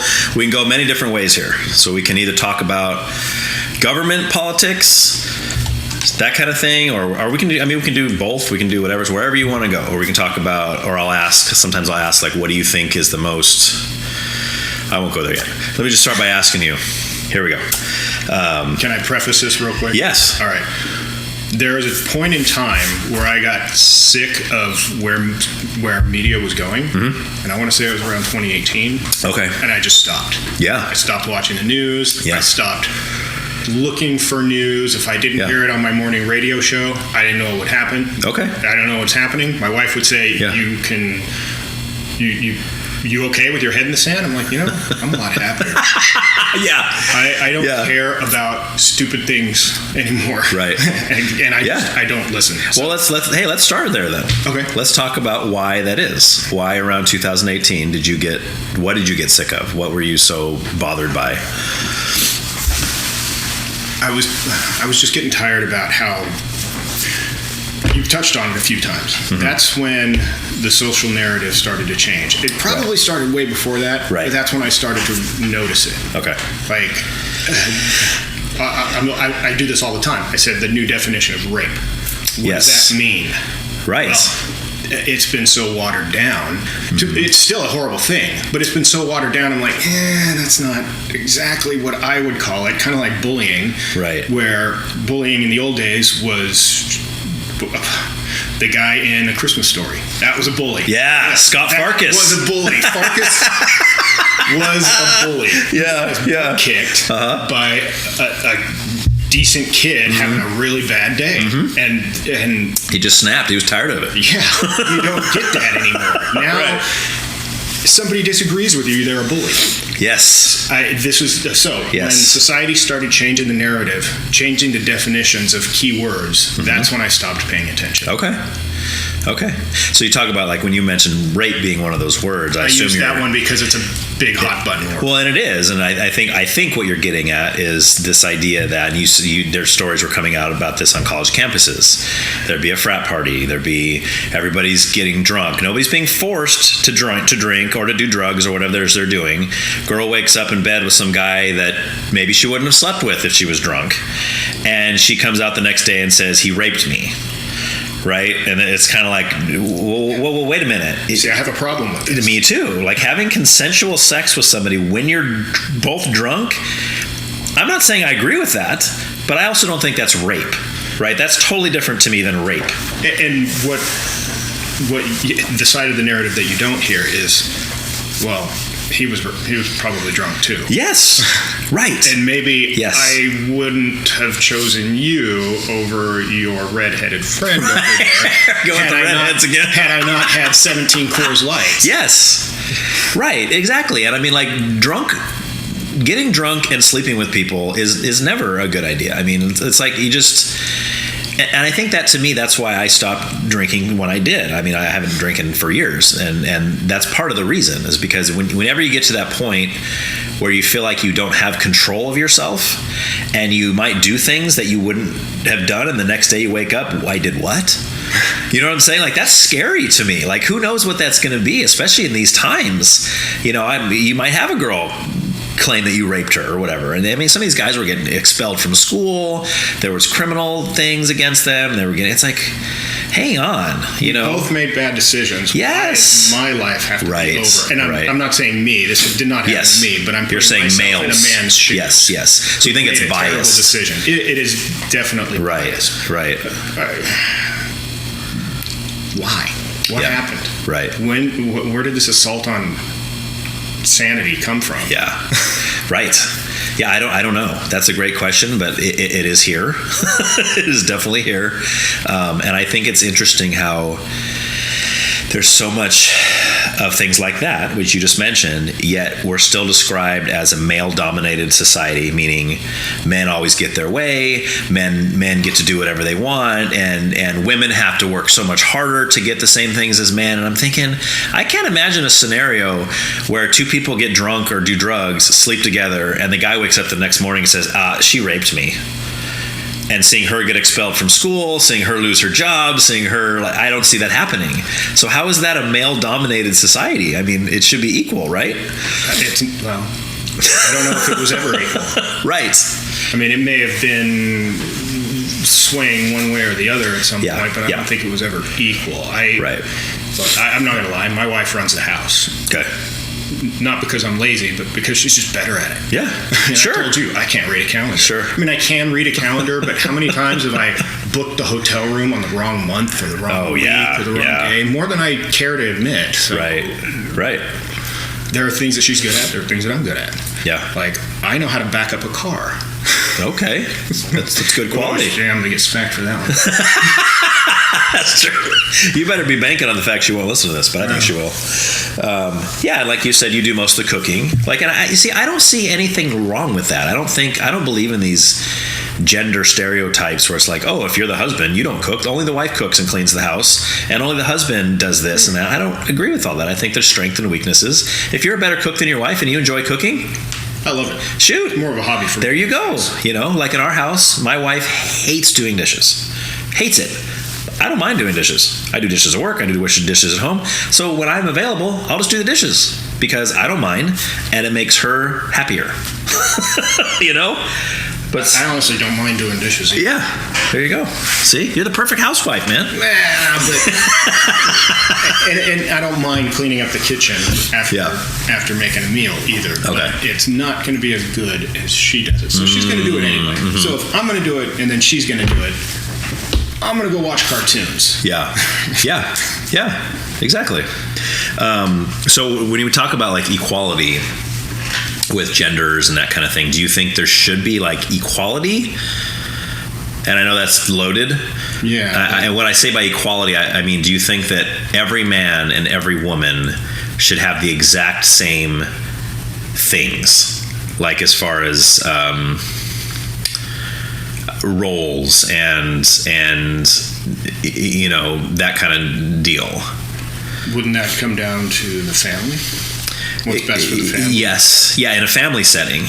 Yes, definitely in a family setting. Yeah, I think what you were talking about is good because you have a husband and wife, you got children, and you guys in each family is going to be different. They're going to just figure out what works best for us. You know I have a friend who homeschools the kids while the wife works, Or I know plenty of women that homeschool their kids while the husband works. Or I know some people that homeschool and both the parents work, or whatever. I mean, it's different for everybody. You know what I mean? So I'm not going to pretend to understand what homeschooling means. Oh, okay. In my mind, I think, okay, so you're a teacher, and then you, instead of sending your kids to school, you're going to teach them yourself. Okay, that I basically, except for us, because we homeschool, by the way, we have since my oldest was in first grade. I think it was the last year she was in public school. So I mean, we've done lots of different programs. It's not like we're just going off our own and be like, hey, what are we going to learn today? Like, let's find a book on the shelf. Okay, what are we going to teach them?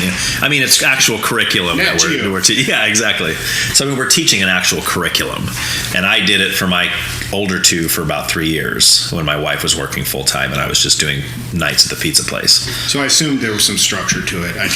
There is. It's probably a lot more lenient than public school, but what we have learned is that our kids tend to learn a lot more than they do at public school, because that's what blew our minds. And I'll just say this briefly, but I mean, this is what blew our minds. Is like when we first brought our daughter home and started homeschooling, we did it still through the public system. So we were still getting all the curriculum from the school that she just left, right? Mm-hmm. And they said, okay, here's the week's work. We get a week's worth of work or whatever. Here's all the answer keys. Here's all this. Here's what she's supposed to learn. Here's the book she's supposed to read, whatever.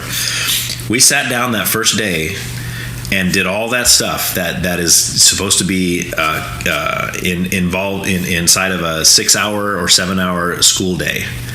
It took an hour and 15 minutes. Because you had no distractions. Yeah. And all the other stuff going on, like recess and lunchtime. I just drew a line. Yeah? I work at home most of the time. Nice. I work at home. And I have been for probably the better half, most of the last decade. Nice. That's awesome. And I am so much better and more effective at what I do because I don't have the distractions of an office. Yeah. And when you said that, it clicked. I'm like, oh. Yeah. That's why those homeschool kids in that episode of South Park are so smart.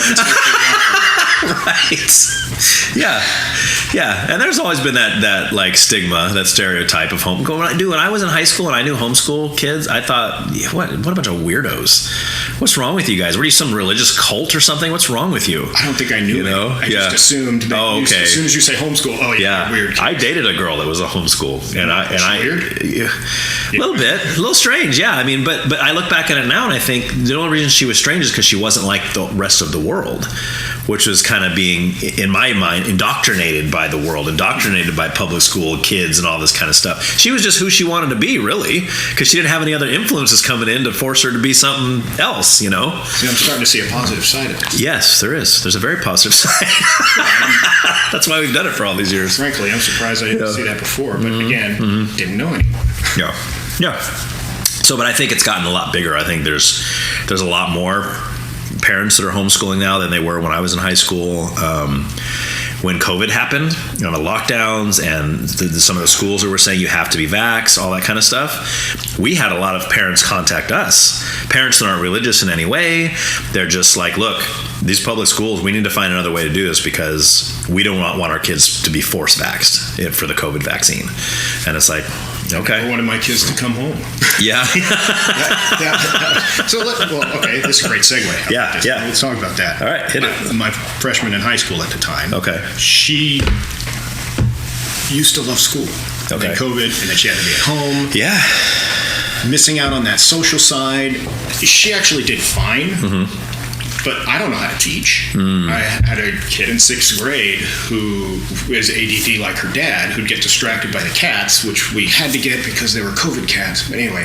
COVID cats? COVID cats, yeah. What does that even mean? We'll get to that later. Okay, well, I'm writing that down because I've never heard that in my life. They're pets you bring home because you're trying to compensate for something that you're no longer getting because we're all in lockdown for COVID. Oh, like that's extra companionship, kind of like a support animal. Yeah. Okay. But now they're grown up and a pain in the butt. Yeah, and you're like, can we get rid of these cats? COVID's gone. Can we get rid of these cats? The sad part is now I love the cats. Yeah.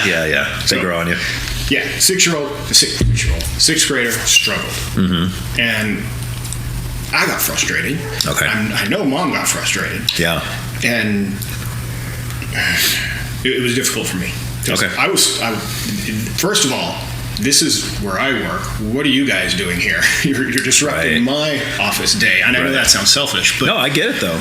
But my wife can't work at home. Right. She gets too distracted about the home. Yeah. Like, why can't you do laundry while you're home working? I'm working. Yes. That's why. Just pretend I'm not here. She's like, oh. Dude, my wife's the same way because she does work from home and she struggles with that same thing. But she'll say, "Oh, but you can leave dishes in the sink after making lunch." I'm like, you know what? Yes, I like lunch, and I said that one time. Yeah, I never lived it down. She's like, "Oh, Dad likes lunch." I like lunch too. Well, I also like breakfast. Yeah, and dinner, and maybe some snacks in between. Hello. Right. Don't give me crap because I like a sandwich at 10:30. That's right, man. This is my domain, my schedule. That's right. I don't punch a clock because I'm hungry. I wait. No, it's the other way around. I don't take lunch break because I have to eat. I eat when I get hungry. There you go. Anyway, so Charlie was fine. Okay. Cameron struggled. Okay. And she was home for way too long. Yeah. The high school went back before middle school went back. Right. And it was tough for her. She went back to school, didn't have that indoctrination into junior high because she was right at the beginning of her 6th grade year. Oh, that's the worst. And she got in fights. Oh man, none of them she started. So right. I did she win though? I mean, that's the important question. I mean, yeah. Okay. We told her flat out, and I told her counselor at the school. I said, if some kid lays a hand on my daughter, she has my full support to kick the crap out of that kid. Yeah. As long as she doesn't throw the first punch. Right. Because then she's grounded. But yeah. Self-defense is different than instigation, you know, so. And that did happen. Okay. And she got suspended. She did not get grounded, but I did make her do a bunch of dumb chores. Okay. And her homework. Okay. And that was fun. Yeah. But we got past it. We're all over that. I mean, nice. Wife went back to work. Kid went back to school. Yeah. I got my office back. Right. How did you feel about the COVID lockdowns when you were in the middle of it? Like at the beginning versus like as it went on? Did you feel the same way as you did at the beginning, or did your thoughts kind of start to change about it? We had this. This COVID kind of started with me being at my office and me talking to my team about, okay, so if this is a real thing and everybody freaks out, first of all, don't hoard toilet paper. Yeah, that was fun, right? Yeah, I installed a bidet. Yeah, a lot of people did. Yeah, I don't know. I've never used one of those. I'm scared to death to use one of those. I don't like that idea. I was the same way too. And then you like it now. I love it. See, so many people tell me that, which makes me like, maybe I should try that, but it just doesn't. It sounds like the worst thing I can think of. I thought so too. Like secondary to prison rape. I think that's probably the worst thing to secondary would be to use a bidet. No, nowhere near it. Nowhere near it. I still think prison rape is up here. Oh, okay. So, in my department, we said, okay, what are we going to do if this is real? We need to be prepared now to make everybody remote. Right. Wow, you were one of the you thought of that right away. Fantastic. It was the higher ups. Your company. My team is IT, but the rest of the company is not IT. So we needed to figure out who can handle it and who couldn't. Well, there were a handful of people who couldn't handle it and needed to stay in the office. But everyone else went remote. Yeah. And we were ready for that a week before it happened. But we wouldn't have been had we not had. I was saying, this is nothing. It's going to blow over. And then someone said, well, what if it doesn't? I said, all right, well, if it's real, how do we do this? We have VPNs. Okay, well, that's a good start. There you go. Anyway, it worked out. Everyone came back. Everything's fine. During that time, I'm at home thinking, this ain't real. Yeah. This is not real. Yeah. This is stupid. What do you mean I can't get any toilet paper? Yeah. I was at Costco, I remember, because I needed usual things. Right. You know, the usual things that I go to Costco for. Yeah. Huge lines. Oh, This is insane. And I'm not wearing a mask. A lot of other people are wearing masks. Yeah. My wife's like, you need to wear a mask. I'm fine. I did the first week. I played along, and I said, this is stupid. Sorry, this is stupid. Yeah. I got mask shamed maybe twice. Okay. The whole time. Like by other people in the store? By the lady at Walmart. The worker? The worker. Oh, okay. So, sir, you need to have a mask on. Like, I didn't bring one. There's some paper ones. I'm like, gross. Yeah. I always like, sir, you didn't wear a mask. I always say, like, really? And cover this up? Hello. That was my thing. I'm like, I'm pretty. Yeah, exactly. I mean, this is my moneymaker here, people. I mean, I can't just cover this up. And it bothered me because you saw all these pretty eyes. Yeah. I wonder if that's a chick or a dude. And I'm wondering if she's as good looking as I think she is. Yes. I can't really tell. Yeah. Maybe she's got a bunch of warts on her face. Right. Well, there was a study that came out, or maybe it was just an article or something, where women, I guess, were claiming that ever since the masking started so globally, that, or I guess nationally, that they were noticing more men staring at them. Or there was, and it was like, what? Like, I'm trying to shape this. Yeah. Well, it's because, like, it's all you can see is their eyes, So and maybe that's because the eyes are more focused. Like, if you look at somebody wearing a mask, it's really the only thing you can look at. Like, I don't know if you've ever noticed for yourself. I'm kind of self-aware of things, and it drives me crazy sometimes because I notice my little quirks and my tics. But one of the things I've noticed is when somebody's talking, I tend to focus on their mouth. Other people tend to focus on somebody's eyes when they're talking, or somewhere else. It's usually eyes or mouth is when I talk to people. It's one or the other. But I became me focus. I feel like I'm. Oh, I don't know where I can't tell where you're focusing. Oh. But when you're talking, I'm looking at your mouth. That's just what I do with people. I tell you. You're like, I don't have anything with my teeth. You got me thinking about it. No, I've just noticed that about myself, and I think I've asked my wife, and I think what she said was she focuses on someone's eyes when they're talking to her. So, but anyway, I just thought that was interesting. But back to the COVID, the masking, the lockdown. So you went about a week where you're like, okay, whatever. Then after that, you're like, this is stupid. I'm done. Yeah. Okay. And my old lady gave me some trouble. She's like, you need to do this. So she wasn't done after a week, but you were. She eventually did get done. Okay. But I was done. And I mean, best thing ever. It took me 8 minutes to get across town. I kind of actually enjoyed those early days. Oh, meaning because nobody was out of their houses and driving, everybody's working from home. And this is normal for me. Yeah. I already worked from home. Oh, you were working from home before COVID? Yeah. Okay, nice. I want to say since probably like 2015, I've been working. Okay. Nice. Maybe a little longer. That's so awesome. And yeah, I mean, that's awesome. I can get to a Mexican restaurant way on the other side of town. In like Which one do you go to? Let's hear it. Let's see if you answer this right. Most of the time I go to Olivia's because it's right here, but Nina's Kitchen's closer to my place. I haven't been there yet. Oh. In fact, I work at Ricky's now. You know that. You saw me in there. So I was taking the trash out the other day, just yesterday, and I walked past that Nina's Kitchen. I was like, some people have said this is really good, but I looked in there was like nobody in there. There was like one person in there. I was like, that always makes me sad when there's a new business or a new restaurant nobody goes to. But the food's pretty good there? The food's great. Okay. Great tacos. Because I love good Mexican food. Oh my gosh. I do like Nina's, but there's a little food truck in front of Spencer's. Phenomenal. Oh, I've seen it. I drive by that all the time too. I've never been there though. Best tamales. Okay. Yeah. Nice. Which kind? Spicy pork. Spicy pork. They're tamales. all good. Okay. The chili relleno ones, or I guess it's just the cheese ones. There's like a chili in there. Oh, they have cheese ones. Okay, because my wife is a vegetarian, and she looks. Well, she's not a vegan. Oh, okay. She'll eat cheese, just not meat. Is that how that works? So yeah, vegans don't eat anything that comes from an animal, like eggs, milk. Okay. But a vegetarian will eat eggs, which is essentially a chicken. Well, yes and no. See, I was a vegetarian when you knew me back then. I was a vegetarian. I kind of remember that. I think I spent 16 years as a vegetarian, and people would always pull that on me. You eat eggs? Yeah. Well, it's a baby chicken. No. Study biology. It's an unfertilized egg. They do have fertilized eggs, and they taste great. Yeah. Well, I'm sure. Yeah. But that's if you crack open the egg and a little baby chicken falls out. I mean, you got something's wrong with your batch of eggs there. Well, fair enough. But it's even grosser because you think unfertilized egg is basically just the menstrual cycle of a chicken that you're turning into an omelet. Let's try not to think about it, but I don't care. I love eggs. Yeah, I love omelets. My favorite, since we're on the topic and we're bouncing of Mexican food, my favorite Mexican restaurant is Taco Ranchero, which is down off the. If you're going down Broadway and you turn right on the railroad tracks, and you go, what else is right there? The Discovery Museum is back there. It's Yeah. It's a little tiny place. Yeah, right across the street. That place is great. Oh, it's fantastic. I forgot about I love that food there. Yeah, that's my favorite Mexican place. I haven't eaten there since for years. My kids were in swim. Okay. The pool was right there. Okay.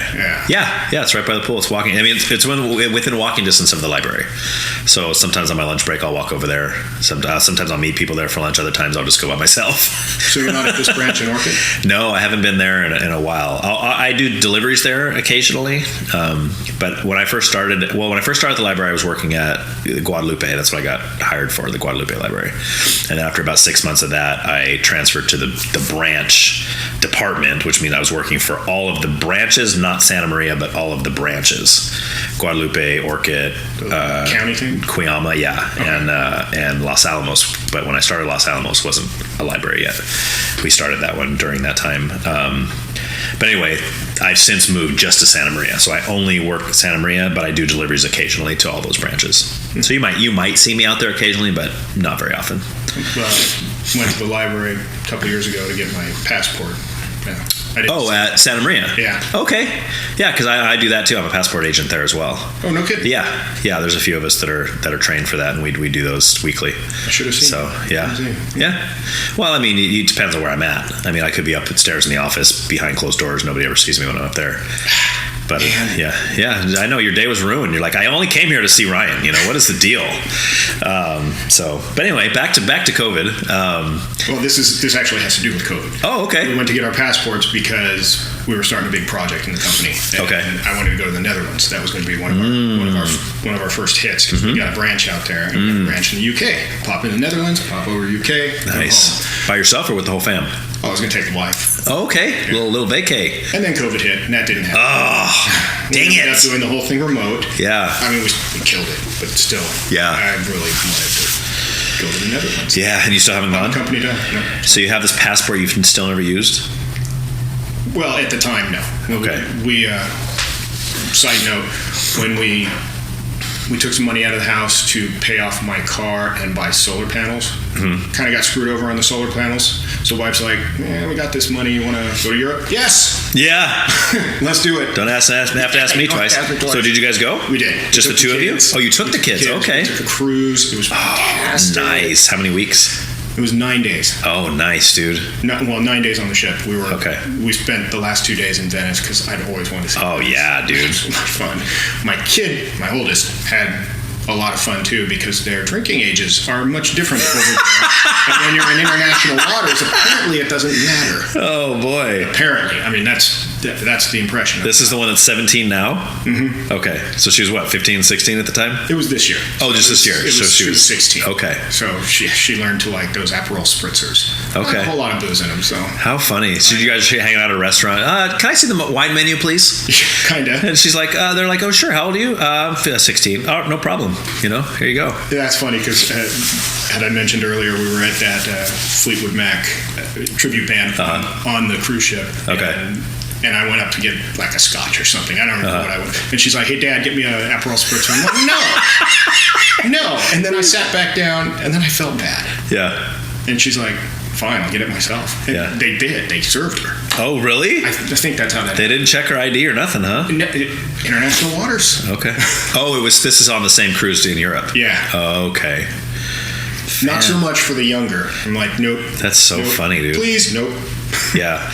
But the older one, I mean, she was always with me. So right. I didn't have to worry about it. Yeah, the younger one, she was off with friends. So I'm like, no. Yeah. Nope. Charlie's with me. Right. We're good. How funny is that, man? That's so funny because they talk about like places like my family comes from like Italy, Sicily, that area. My mom's side. Yeah, I mean, I've never been there.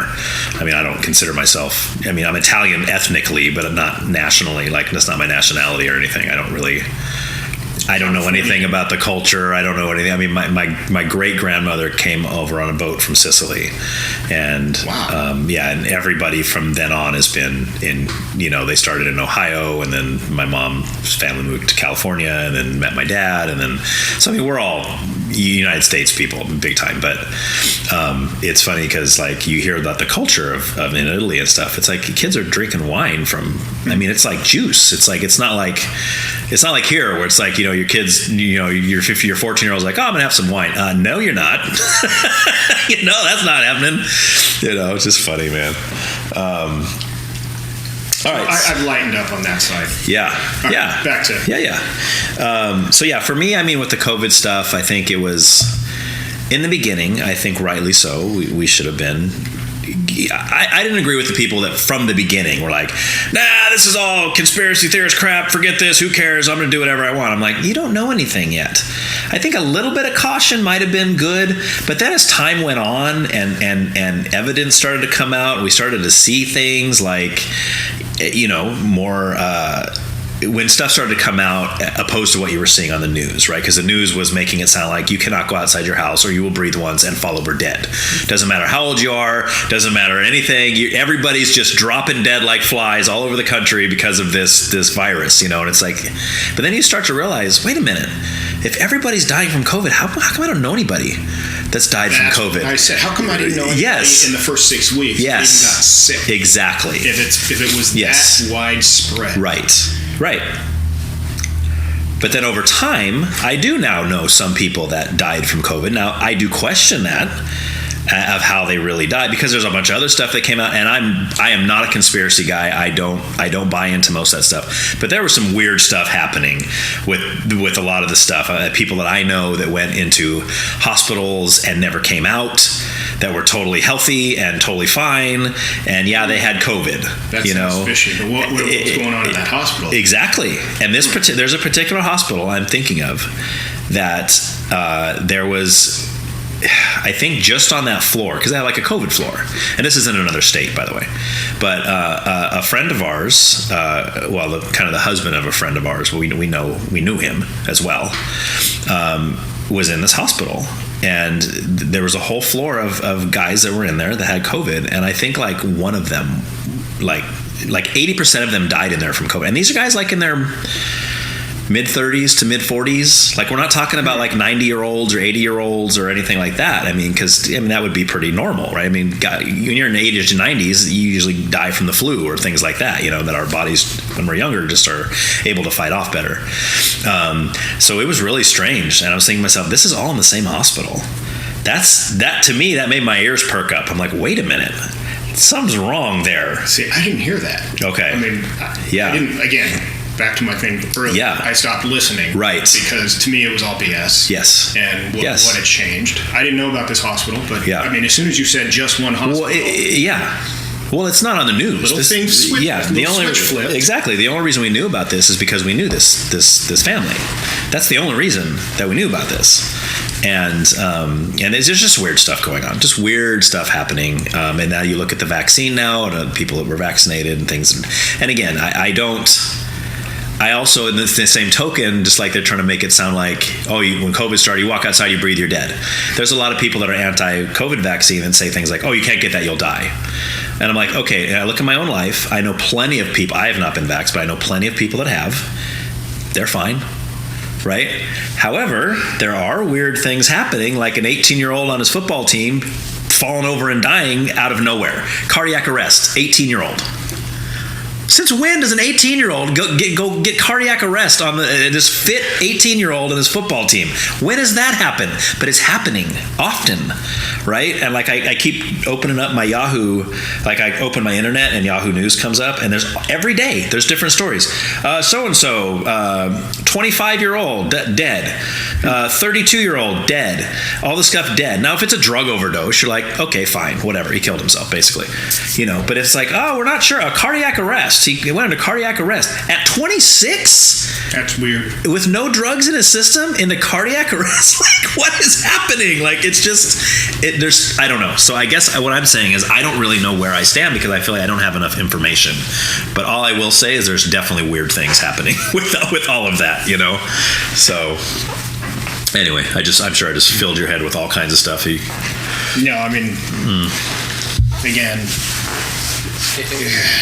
I know this is going to sound callous, but I said at the beginning, I'm like, about time we start thinning the herd. Yeah. And my mother-in-law said that what happens when it happens to somebody you do care about. Right. Right. Then I'm willing to accept that. Yeah. I know. Yeah. Well, that's when it becomes personal versus like global. Like when you look at what are they like? Whenever they try to say things like, "Oh, we need to stop doing this because so and so died," or whatever, or whatever. And it's like, I understand for the family that happened to, that's personal, that sucks, it's horrible. I couldn't imagine going through that. But the vast majority of the world isn't being affected that way. So that doesn't mean we need to stop whatever that is. You know what I'm saying? Riding in the back of the pickup. Yes. Why don't we get to ride in the back of the pickup anymore? Because one kid was an idiot, fell out, and got killed. Right. Okay, right. That's one. Yes. And maybe it wasn't one. Maybe it was a dozen. Yes. Versus how many millions of kids ride their parents' pickup. I used to ride back and forth from Tehachapi to Bakersfield going to my dad's. Don't tell my mom. I used to love it. It was fun. I'm back there with my cousins. We'd just be... BSing. Oh, I have the same. Yep. I have the same kind of memories. I mean, I let my kids just sit in my father-in-law's pickup as we're driving up and down the road. Sure. I mean, just in the neighborhood. Right. Still. Right. I mean, I do understand the risks, and thinking back, we probably should have had seatbelts on. Yeah. Or seats. Yeah. Or something. Sorry. Yeah. Well, no, my cousin had a Toyota truck, and there's a street over here, Raymond Avenue, in the old neighborhood where I grew up, kind of by Nightingale School.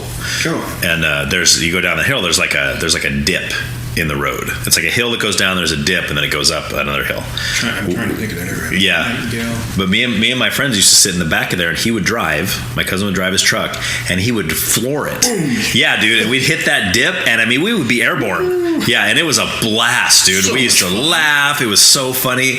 But then I think to myself, as a parent, if one of my kids' friends was doing that, and with my kids, hey, we're going to go put the kids in, I'd be like, no, you're not. Not going to happen, you know? I guess just put on that list of all the stupid things I did in my life that there's no way I'd want my kids doing, you know? But do we think that way because they made it a law? Or do we think that way because we're older and we're a little bit wiser? Mm-hmm. I'd like to think that anyway. Right. Than I was at 15. Yeah. 17. I think that's 25. why. Yeah, I think that's why. And I think it has to do with, as the studies come out, they're saying now, I think it's 26 for males, where they say the brain fully develops at 26. Which I think it was about 27 for me. Well, I would say it makes sense to me because I look at my own life and I'd say that's probably about where that started happening for me, even though I was kind of forced to grow up faster because my first child was born when I was 20. So, I mean, but again, I look back and I had no business being a dad at that time. You know, I mean, I'm glad it happened. I look at it now and my daughter's a blessing, and everything that happened after that's a blessing, but it's like nuts. Like, what am I doing? I didn't know what I was doing, you know? So I knew how to make the baby. I didn't know how to take care of the baby. Sometimes I still don't know what I'm doing. It's exactly. The boyfriend thing. Yeah, exactly. And it's like you said earlier, it's a learning thing. Like when we start to experience things we've never experienced before, we have to learn how to do that. Even if we read books or we have friends that have gone through and they teach us and they tell us, it's still not the same until you experience it yourself. You have to learn by experience, you know? Yep. So anyway, let's jump into AI. Let's talk about AI. I mean, AI to me, and I'm just going to say one thing to start us off. This is the thing that opened my mind up to the scariness of AI. You may have seen this, but there was a story going around, and I listened to the audio of it, of the woman telling her story about how she got a call from her daughter that she was kidnapped, and she was said, "Mom, I need help." And then some guy gets on the phone and says, "I need this much money, or we're going to kill your daughter," or whatever. And the lady gave the money, and the whole. I mean, obviously, who wouldn't, right? I mean, it's your kid. You do whatever you can to save your kid. Well, then she comes to find out that wasn't even her daughter. This guy had somehow, through AI, been able to clone her daughter's voice in such a way that it was identical and believable, and the mom totally fully believed it was her kid. That's scary, man. That is scary stuff, especially in this age of cancel culture where they're bringing things that people said 20 years ago on something, they recorded, and they say, okay, now this guy's going to lose his job because of something he said 20 years ago. Who's to say through AI somebody can't make it sound like me and make me sound like a raging racist or something 20 years ago, and all of a sudden everybody wants to kill me because they think this stuff about me? I'm like, dude, let's like... If this happens, can we reference back to this point where, that'd be great. This was his. Yes, he predicted it right there. Yes. So anyway, what are your thoughts on AI? So, back before I had kids, I used to love to play Dungeons and Dragons. Nerd. Yeah, like the card game? No, the board. The board. Yeah. Role play game. With my smelly friends. Yeah, like Stranger Things. Yes. What they play on there. There we go. So they really kind of mainstreamed it. Yes. Things. Thank you, Stranger Things, for bringing it. Such into a great life. show. It's just a game, and it was so much fun. Yeah. By the way, stupid segue. My buddy Sean, who I always used to play with, his dad, God rest his soul, thought it was a Satan thing. Yes. Banned him, my buddy Sean, from playing it when we were in high school. Yeah. And this was traumatic for us. Yeah. This is like the one thing we had. Yeah. And I know that sounds sad. Right. It was one thing that we had that we, as friends, connected on and had fun doing. Yeah. Fast forward a lot of years. Okay. Had my first kid. I couldn't play anymore. I didn't have time. I had more. Because you don't want to dabble in the occult anymore now that you had kids. Yeah, it's just a game. I chose. Mm-hmm. I can't spend an entire Sunday. Mm-hmm. I have to be a dad on Sunday. Right. I have to be a dad every day. Yeah. So, anyway, the reason why I'm going into this. So, I know a girl who writes for Dungeons and Dragons. And she uses... For the company itself? She's one of a contract writer. Okay. I don't remember all the examples. And if I told her I might mention her and give her a plug today, and she says, "Oh, great.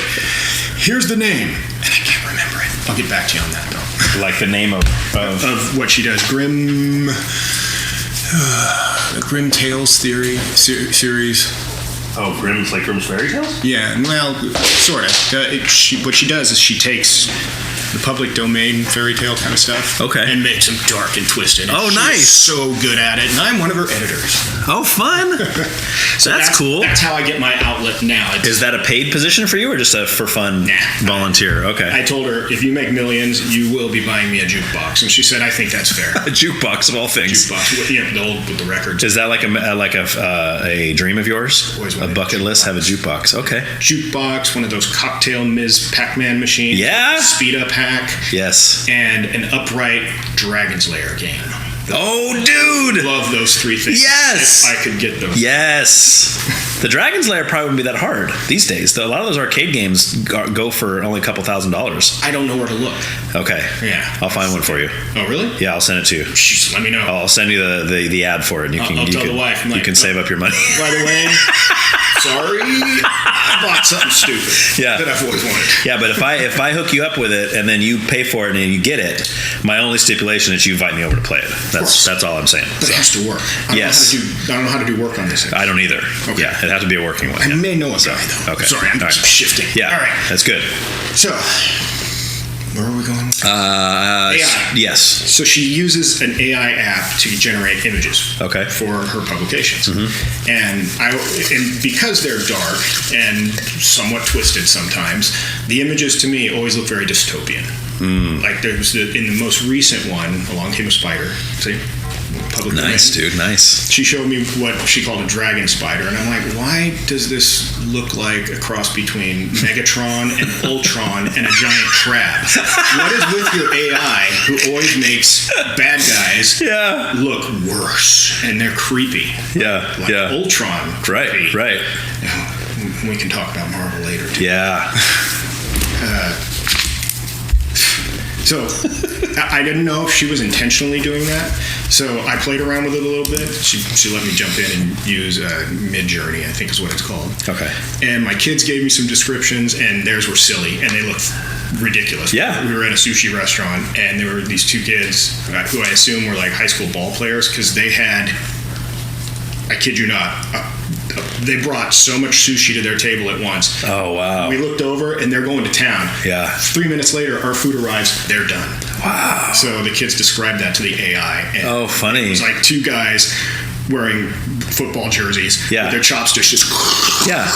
So that's the fun side of AI. Like, that's the part that's really fun and cool and neat.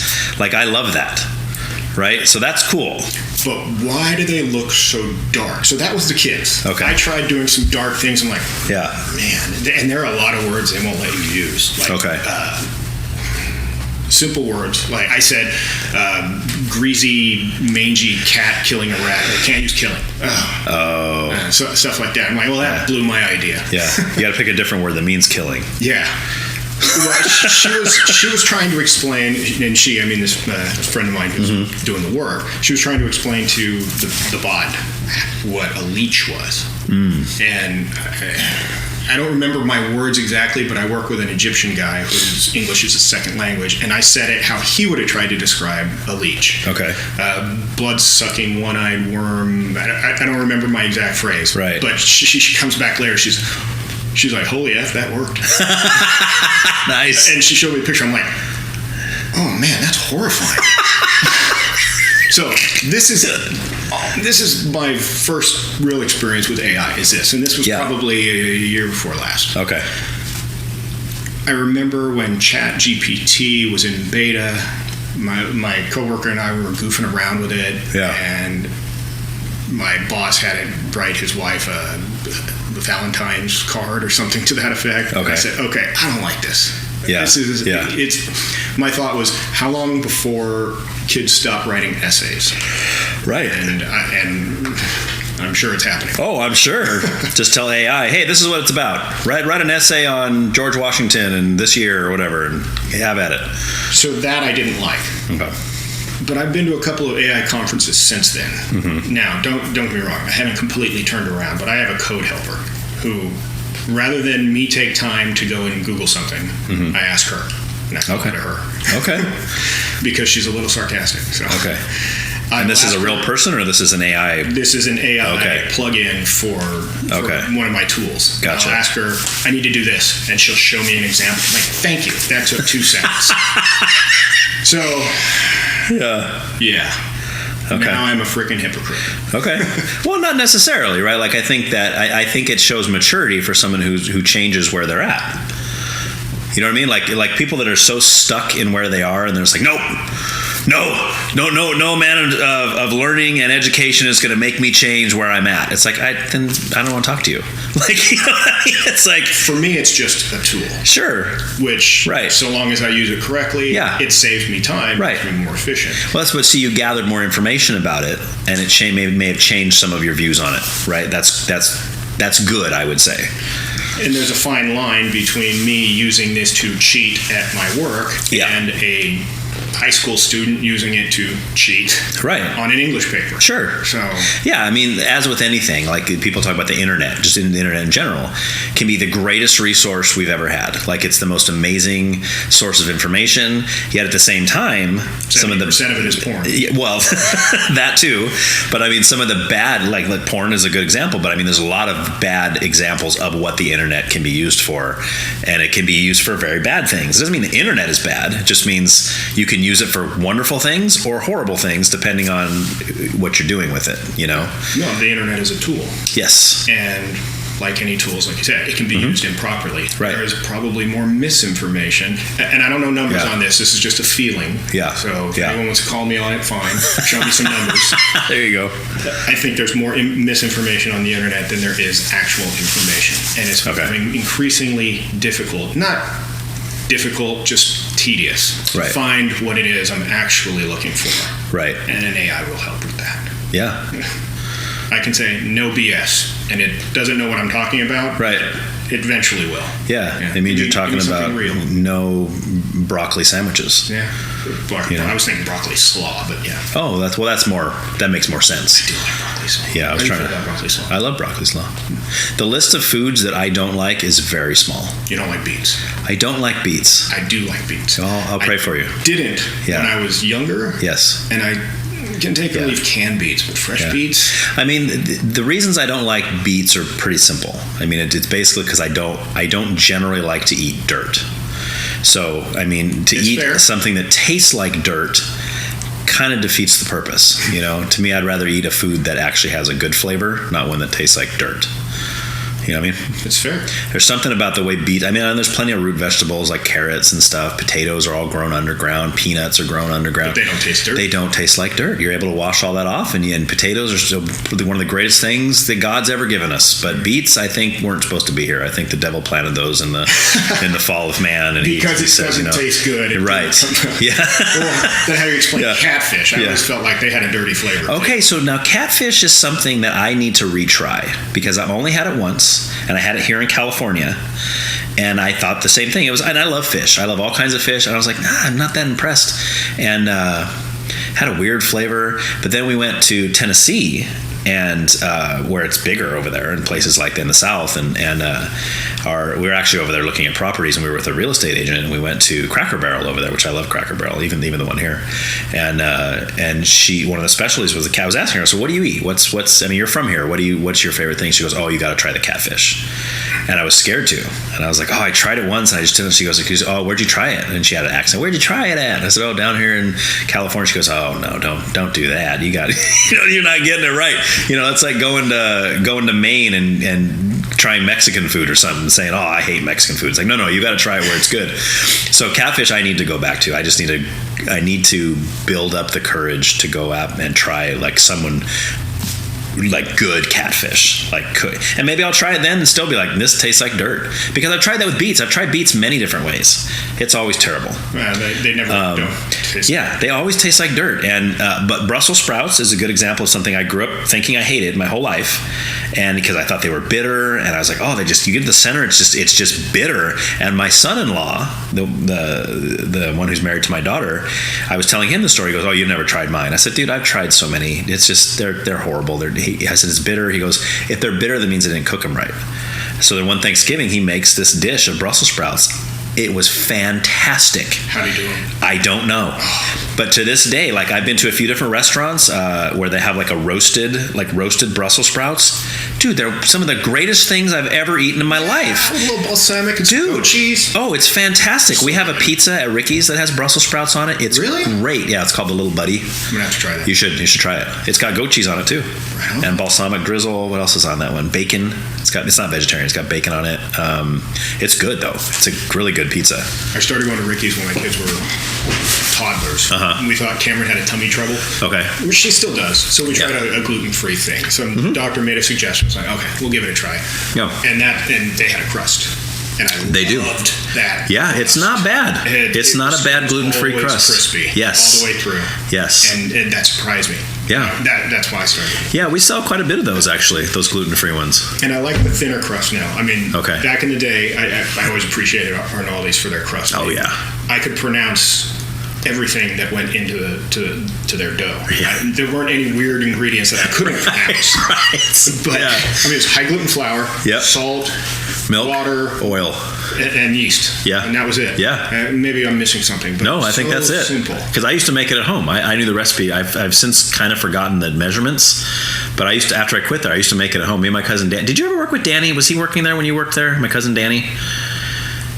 I can't remember, because he worked there for a while too. I remember a guy that also worked at Red Robin.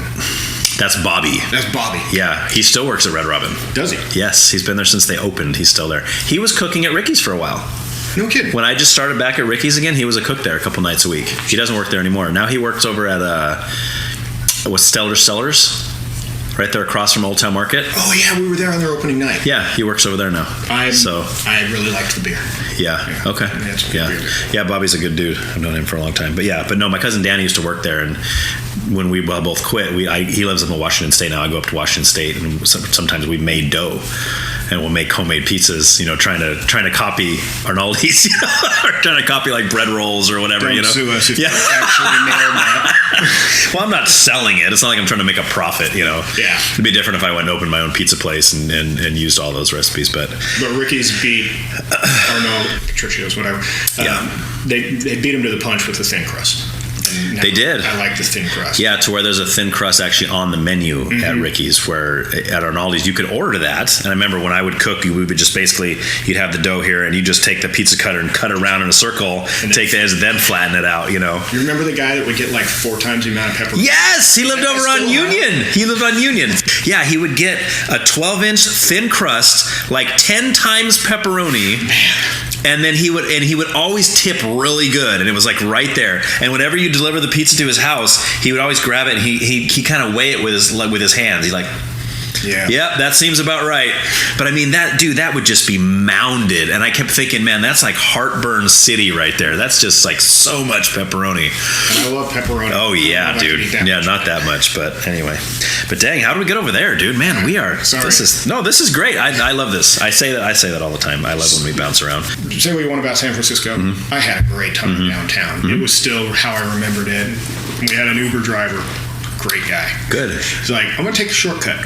It's going to save us 5 minutes. You're going to see the truth. That one has scared me. 7 seconds like, in dude. an alley, and he's like, this is a scenic route. I'm like, okay, that chick is definitely shooting up. I'm not sure what's going on in that tent over there, but it looks like it's a rockin'. You're right. And then, over on the right side, just people asleep. Yeah. Like, how are they asleep through all this? Yeah. There's like a show going on right now. Yeah, I know. And then we were out of the alley. Yeah. And he's like, scenic route, save 4 minutes. I'm like, you just earned a $5 tip. He's like, I was going for 10, but I think we did give him 10. Yeah. I mean, it's. I love San Francisco. That was one of my favorite cities to go to when I was younger, and just the whole Bay Area. I loved everything about the Bay Area when I was younger. Same. And I might enjoy, like, if my wife and I went and took a trip to San Francisco and we knew where we were going and we went in the right places, we'd probably have a good time. I would not want to bring my kids there, just because but that's probably pretty much every big city in the world right now. Like, I wouldn't want to. I love Portland. Last time me and my cousin went to Portland, I was like, I'm glad the kids aren't with us. We actually watched a guy defecate on the ground. Like, watched it happen. I mean, I've heard about it. Kids, don't look over there. Yeah. Well, they were with us, so that's what I mean. I was glad. That was one of the instances that made me glad. That, and the lady was schizophrenic and obviously on drugs that was yelling at me. Oh, you can get that. Both of those. Yeah, you can. Yeah, I work at the library. I get that all the time. No. Do you really? No, not all the time. But yeah, we do. We do get some druggies in there. But yeah. All right. So before we move on, is there anything about AI you want to finish up on, or did we cover that pretty good? I think I said my piece. Okay. I still think it's going to Skynet us, but that's the extreme. Yeah. What I'm actually more afraid of, because that's sci-fi. Yeah. What I'm more afraid of is that it's going to kill the workforce. That's a concern. When I heard that they were going to raise the fast food minimum wage, first of all, that's unfair. But second of all, stop raising minimum wage. Third of all, at what point is McDonald's or Jack in the Box or whatever going to come to a guy like me and say, I need you to make me a burger flipping robot? Mm-hmm. Where you have to pay them once and some maintenance fees. Yes. And next thing you know, you've got a bunch of robots running a Jack in the Box, but you have a very well-paid IT department maintaining it. Yes. Where are the cooks? That's what I'm saying. You might have maybe one person, like one live person you need in that restaurant at a time just to oversee the robots.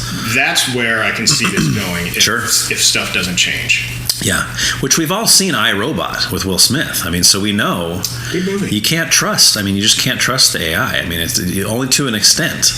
And that's where I'm like, these self-driving cars and all that stuff. It's like, I don't care if they go 100 years without a fatality with one of those. I am never doing that. I'm not going to set, all right, let's go to, I don't know, San Diego. All right, I'm going to go to sleep.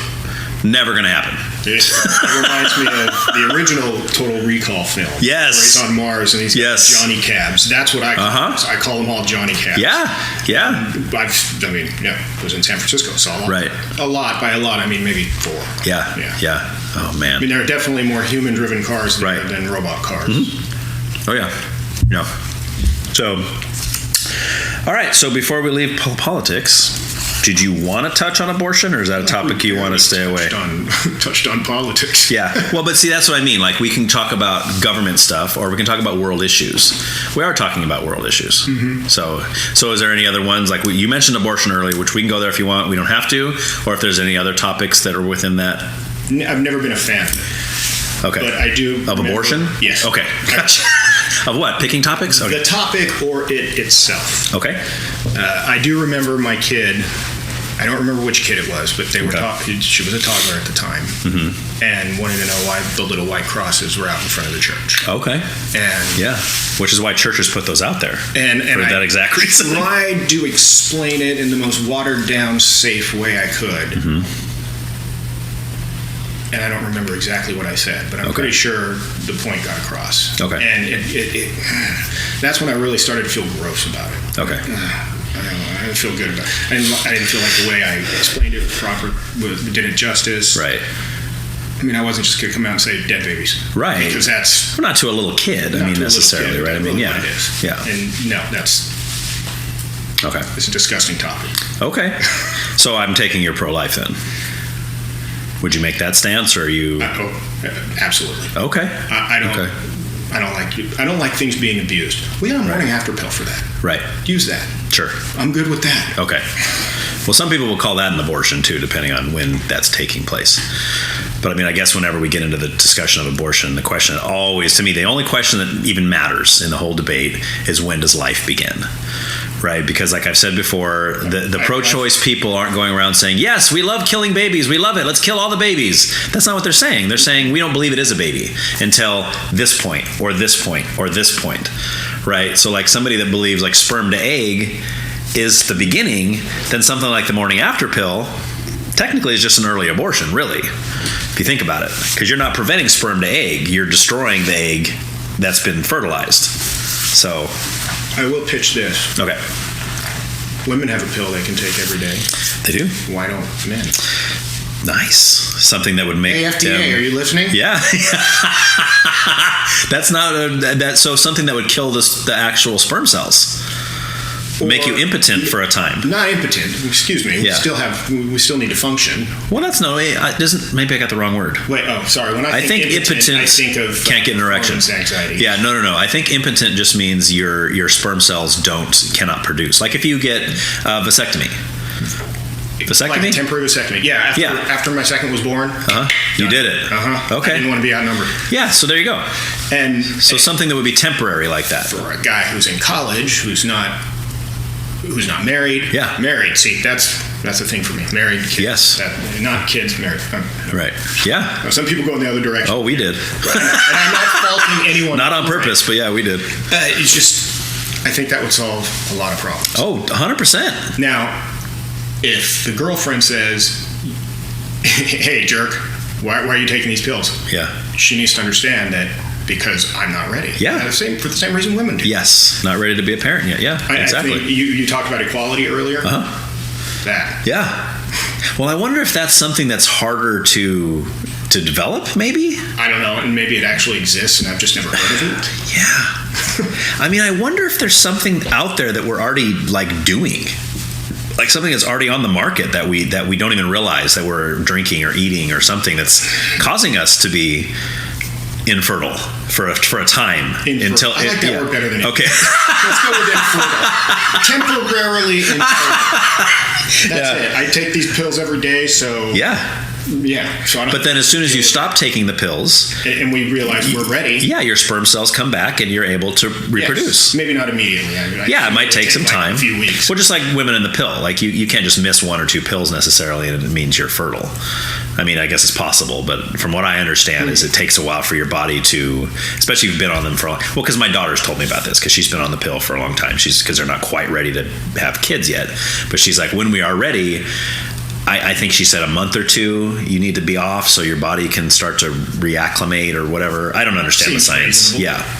I mean, I understand science. My wife got a flu shot and then she turned out pregnant. Hey, how do you like that, dude? Wow. Last flu shot. Maybe you're onto something there. Maybe the flu shot. Maybe there you go. The flu shot makes you more fertile. I have been pitching this for years, and it's kind of a gag between the two of us because her aunt is a nurse. We were at their house for something, Thanksgiving maybe, and she gave her a flu shot. Okay. A couple weeks later, it's just, I'm pregnant. Oh, wow. It was the flu shot. See, I have a different experience. I've had one flu shot my entire life, and I've also had the flu one time my whole life. You got it after you got it? I did. I mean, it wasn't right after. It wasn't like the shot gave it to me, but I don't know what so I got the shot unknowingly, in a sense. So and this is why it's a funny story, because... Keep going. I'm listening. Yes. It's a funny story because, like, some people say that, I got the flu shot and then it gave me the flu and they're looking for it, right? They're like anti-vax kind of people or whatever. But I'm like, no, I was in the hospital because my appendix ruptured and I had to have surgery. So I'm in the hospital, and I've never gotten flu shots before. I've never really needed. I'm not elderly. I don't really. I think they hold a place, but not for me. So all of a sudden I get out of the hospital, and months later, like a month later or something, I get symptoms like I've never had before. Right? Like, what in the world? Like, and these are symptoms a lot of people are used to because they get the flu every year, every flu season. Like, I was all shaky, I felt cold, and then I was hot, and then I was like sweat. I was like, what? I'm dying. Like, what is happening? I'm gonna die. You know? Turns out I have the flu. I'm like, oh my gosh, I've never had the flu before. I can't remember ever having a fever, nothing, right? The only other time I remember having a fever was when I had appendicitis. I had a fever, right? Because I had an infection. And so anyway, I'm going, man, this is like so weird. I've never had the flu before. When I start talking to my wife, well, it turns out that they had asked about if I wanted a flu shot while I was in the thing, and she just said, "Yeah, go ahead." Under anesthesia? Or no, like it was after that. I was in recovery, so I was in the hospital for 6 days because my appendix actually ruptured. Ouch. Yeah, that's a whole story in itself. We were in Vegas on our anniversary trip. And the first day was great. Next morning, woke up throwing up, and I was like, oh my gosh. The whole next day I was just laying in bed just thinking I had just pulled a muscle from all the throwing up. Drove all the way home to Santa Maria, walked in the house. Our trip was halfway ruined. You know, my wife was all bummed out. I was all bummed. I was like, oh my gosh, this sucks. It's supposed to be fun. We had to cancel our shows that we already paid for. It was horrible. Come home, my mom is here, and she's like, you should probably go get that checked. Mom, it's fine. I'm throwing up a lot. My stomach hurts because I got sore muscles now from all the throwing up. Did you think that you just had too much to drink? No, I didn't have anything to drink. I thought I had food poisoning. I would say, okay. Yeah, I thought I had something bad to eat, and it made me sick. And I had stopped throwing up, so I was like, okay, I'm not throwing up anymore. I feel crappy, and my stomach hurts.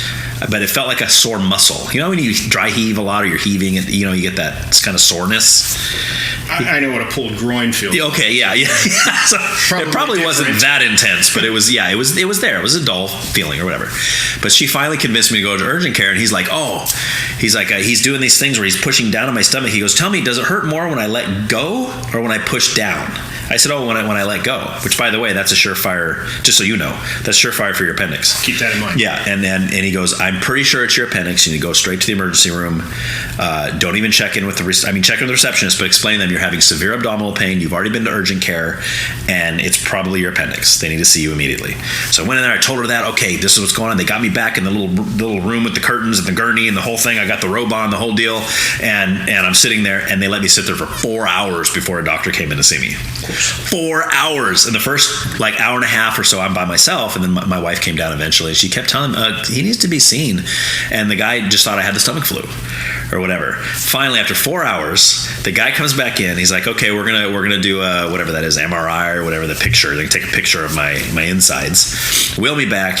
Comes back, he goes, all right, we got the results back, and at this point, I don't remember what time it is. It's pretty late, I think. And he goes, it is your appendix, and it's already ruptured, so we need to get you back to surgery immediately. I said that 4 hours ago. Thank you. Yeah. Well, the bummer about it is it probably hadn't ruptured 4 hours ago. So I'm like, okay, and by this time I'm kind of delirious. I'm just kind of talking, being funny. I'm telling the doc, I said, don't people die from that if you don't get that taken care of soon? I've been sitting here for 4 hours, right? So anyway, they got me back to surgery. But long story short, long story long, I guess. When it ruptures, if it doesn't rupture and they get it out, you maybe one night in the hospital. Maybe even out the same day. It's very simple to get the appendix out. If it ruptures, it basically spews poison all over the inside of your intestines. Right. So I had to spend 6 days in the hospital. And so it was during that 6-day stay that at some point I got the flu shot. Right? But what's interesting is, like I said, I didn't even know I got the flu shot till after I got the flu. I know a lot of people that say, I never had the flu till I got the flu shot. But they're almost like, they know they got the flu shot, so they're kind of looking for it. Maybe they're leery, like, I bet you I'm going to get the flu. Just watch me get the flu. I didn't even know I had the flu shot until after I got it. So I've never gotten another flu shot, and I've never gotten the flu since. I've never gotten a flu shot. Don't do it. I don't plan to. I have gotten a flu. Mm-hmm. Maybe a couple of times, but when I say a flu, I'm talking maybe in the last 20 years. I've got. Okay. I did get pneumonia once. Delicious. That sucked. Yeah, that sounds like a lot of fun. It wiped me out for a good day. Oof. And then I had this nagging cough for months. Yeah. It was terrible. I mean, it was more obnoxious than anything. That's the worst thing. You're going back to work and you just can't kick this cough. It's like, But I mean, I get seasonal hay fever, fall and spring, and I know what that is. That's my brain or just something in my body saying, "Oh, hey, that's an intrusion. We're gonna have to fight it." It's not really an intrusion. I'm just my body's a little overprotective of itself. Right. So white and red blood cells and all that. Anyway, I don't know how we got from abortion to that. I'm not sure how we did. So do you? So you're definitely pro-life then, but that's what we were talking about. We're talking about when life happens, morning after pill, that kind of thing. When life happens. I read or heard or read somewhere that an embryo gets blood in like the first, somewhere around the 10th week, 8th to 10th week. Okay. So for me, that could be considered when life happens. Maybe the blood is the soul. That's an interesting take, because, and we'll talk more about this in the next section, of course. But and don't quote me on the 8 to 10. I'm paraphrasing. It may be 6. But I'm thinking in my head it's 8 to 10. But something that the Bible has said multiple times is that the life is in the blood. Interesting. I've never heard anybody have your take before, but when you said that, it made me think of the Bible verses that talk about that. Most people say first breath, or some people say not till it passes through the canal, like it's the actual birth. It's not an actual baby until it passes through the vaginal canal. And I've heard pro-life supporters say, what, does the vagina have some kind of magical qualities that as soon as because it's the same thing on one side of it as it is when it comes out, right? It's the exact same thing. With a slightly misshapen. Right. But something about going through the vaginal canal, it's just giving it life. Oh, come alive. It's like whatever. As a father, it wasn't really real for me until I was holding this little alien baby in my hands. And that is when I think everything in my life just 180. I didn't care about anything before that kid. No. And now I care about everything. Everything. Isn't that amazing? Yeah, it's weird how that works. It's becoming a dad is just so life-changing that you just there's no going back from that. I mean, I even slowed down driving. Well, that's a good example. That's probably for a while anyway. Maybe for a little while. When it's just me in the car, I'm okay. But when the kids are in the car, I will take it easy. Because if your kids, get hurt in a car accident, that's a big deal. But if they lose their dad in a car accident, that's not going to affect them at all. She'll replace me tomorrow. Just another body. So, all right, man. Let's jump into some spiritual discussion. I think this is going to be fun. So, why don't you just start by telling me where you're at? Do you have any beliefs at all? Are you atheist, agnostic? Do you believe in a God? Like, where are you at with that? At some point in my life, I probably would have said atheist. Okay. At another point in my life, I would have said, I'm not sure. Maybe agnostic sounds like it would fit. Right. When it really comes back down to it, I married a Catholic. Okay. She's a great Catholic, goes to church once a year. Oh, okay. Which means I only have to go once a year. Right. But the girls were baptized Catholic. Charlie chose a different path. Cameron's sticking it out. Okay. To the point where we're watching football on Sunday. Crap, I was supposed to go to church. I'm like, oh yeah, you were. Okay. That kind of thing. Okay. My mother-in-law is Catholic. Okay. My wife's dad was born and raised Catholic and has just kind of said, you're good, wife. You go deal with Catholicism, and I'm just going to watch football. And stuff. Okay. Yeah. I'm that kind of guy. Okay. So you believe in a God, maybe, but you just don't see it as an important thing. No, I see it as a very important thing for individuals. Okay. So, but not for you. But not no, because I have my own thing. Is it a God? No. Well, that's what I want to hear about. So tell me about your thing. What is your thing? Not to sound crazy, I do believe in ghosts. I feel like I've seen them a few times in my life. Not just a draft in a room, because that's just a draft in a room, and I think somebody said that recently. Yeah. But I have dreams where I'm talking to my grandfather like he hasn't been dead for 30 years. Okay.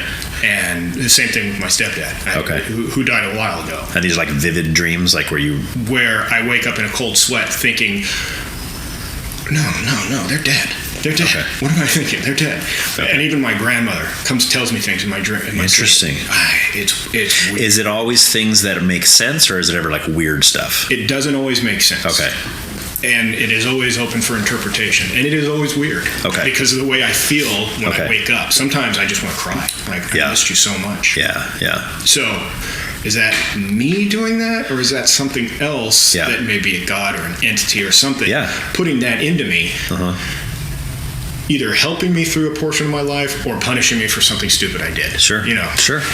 What is that? Well, where are you at with it? Where, like right now, what do you think it is? Do you think it is that, or do you think it's just your own memories and thoughts of them that you miss them? So it's like as you're sleeping, your mind tends to go there, or do you think something actually spiritual is happening where their souls are coming to visit you? That's what I think. Okay. But not every time. Okay. It depends on how I feel when I'm in it. Okay. I don't always remember all of it when I wake up, but I remember Yeah. how I felt. Okay. And when it feels real to me, that's when I know it's just not a memory. Okay.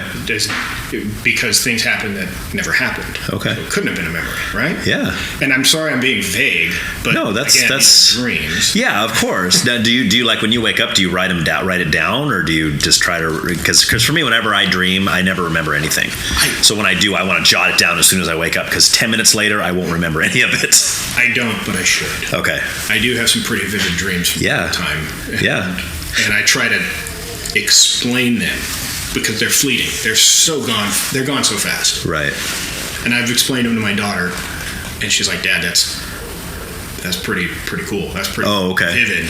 Is this the Catholic-y daughter or the other one? The other one. Oh, okay. The Catholic-y daughter, for lack of a better term. Catholic-y, I'm sure that's somewhere we have there. our own thing. I connect with the girls very differently in different ways. Okay. But with Charlie, I connect more on a I would say a spiritual level. Okay. Because I feel like she's like a clone of me. Yeah. She's a better person than I am. Okay. Definitely. Yeah. She's smarter than me. At least I hope she is. And she's definitely nicer than me. Okay. The other daughter is very much like me. Not that nice when she's in a mood. Okay. Shut up, Dad. Get out of my way, kind of thing. Yeah. Like, I just want to know. That's probably an age thing, though. She'll probably grow out of that. I would hope. Sharp tongue like me. Okay. Quick to wit. Yeah. But also very emotional, which I'm pretty sure isn't me. Okay. At least. Do you think your wife's more emotional than you are, generally? Yes. Okay. She also gets angry at the drop of a hat. Okay. Sometimes I can too, but I try not to. Mm-hmm. I mean, I haven't in a long time. Right. I work on me. Yeah. Some days better than others. Well, of course. I mean, that's all of us, right? I mean, nobody's walking around perfect all the time.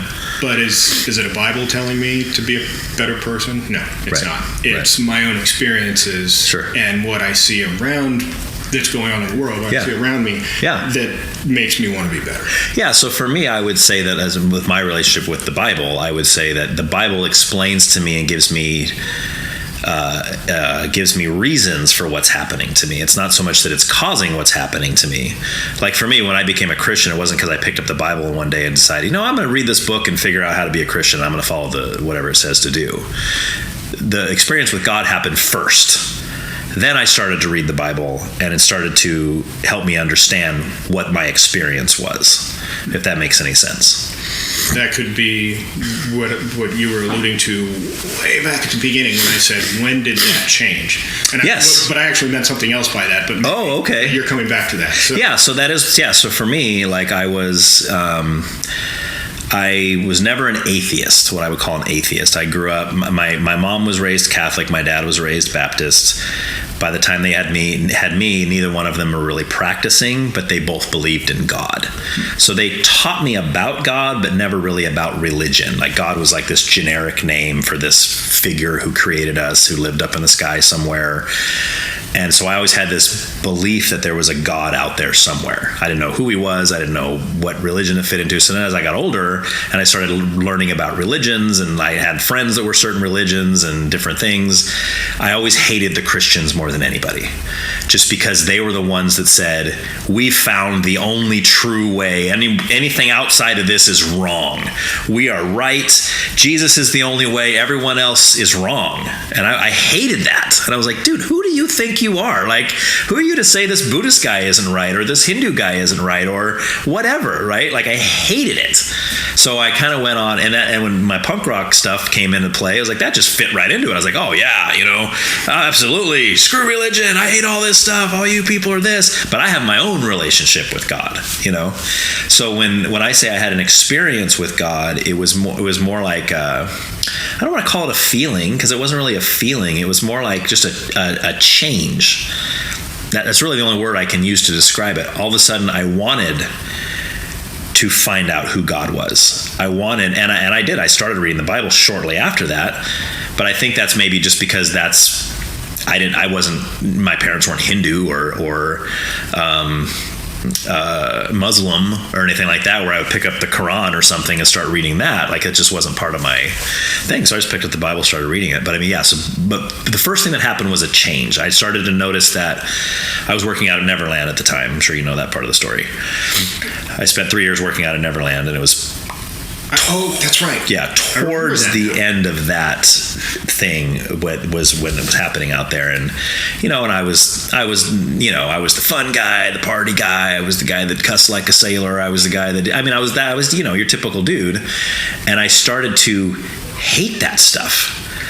Not because I signed up for a religion. My religion tells me I can't cuss anymore. My religion tells me I can't drink anymore. My religion tells me I can't do these things. It was all of a sudden like, if I would try to do those things, I would hate myself because of it. Like, does that make any sense? Like, it wasn't like because of the Bible. Like, it wasn't because of religion. It was because of something that had changed. Like, I had a switch around, and I can only describe it as God. And as I started to study the Bible and see that that's kind of what happens for Christians, that's really what Christianity is when you take away the religious aspect of it.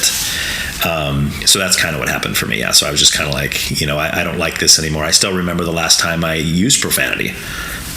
I remember I was at the ranch. I was working at the ranch, and I had a certain ride that I always ran during big events. I loved that ride, and another employee had taken it.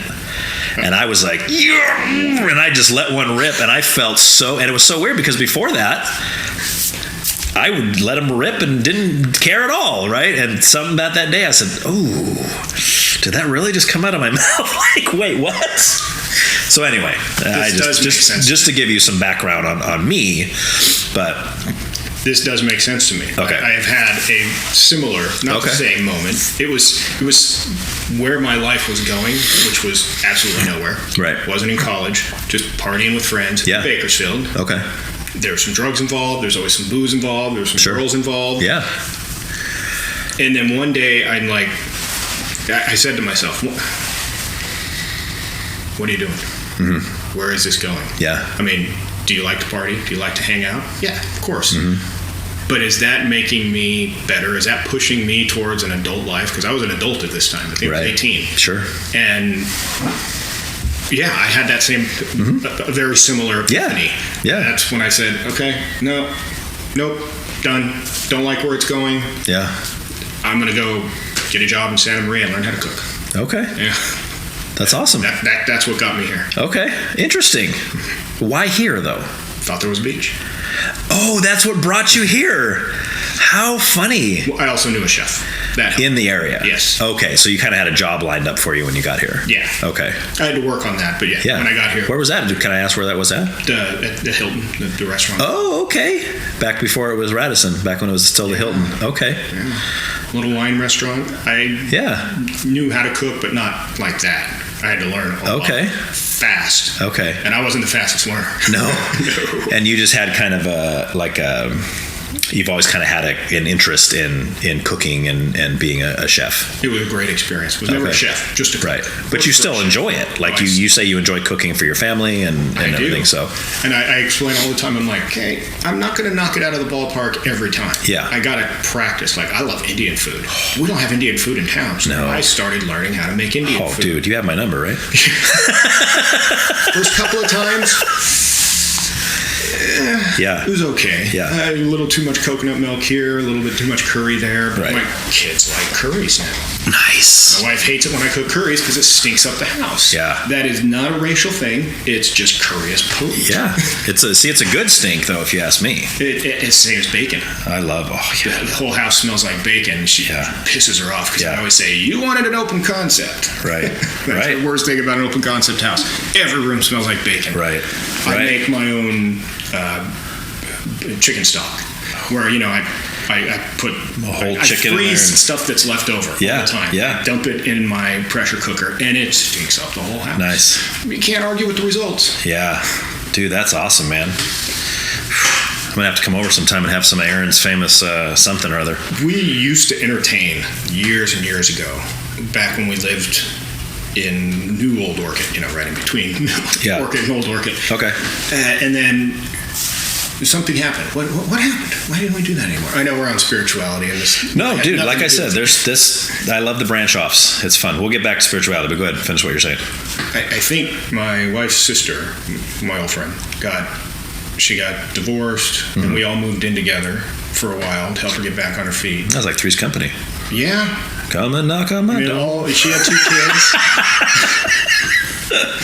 Except for the 4 kids that were there. Yeah, it kind of was. I mean, that would make me Jack Tripper. Yes. And at the time, I did do all the cooking. Yeah, there you go. See? Miss that show. Yeah, that was a good one. I miss Jack Tripper. Yeah. I miss John Ritter. Yeah, he was great.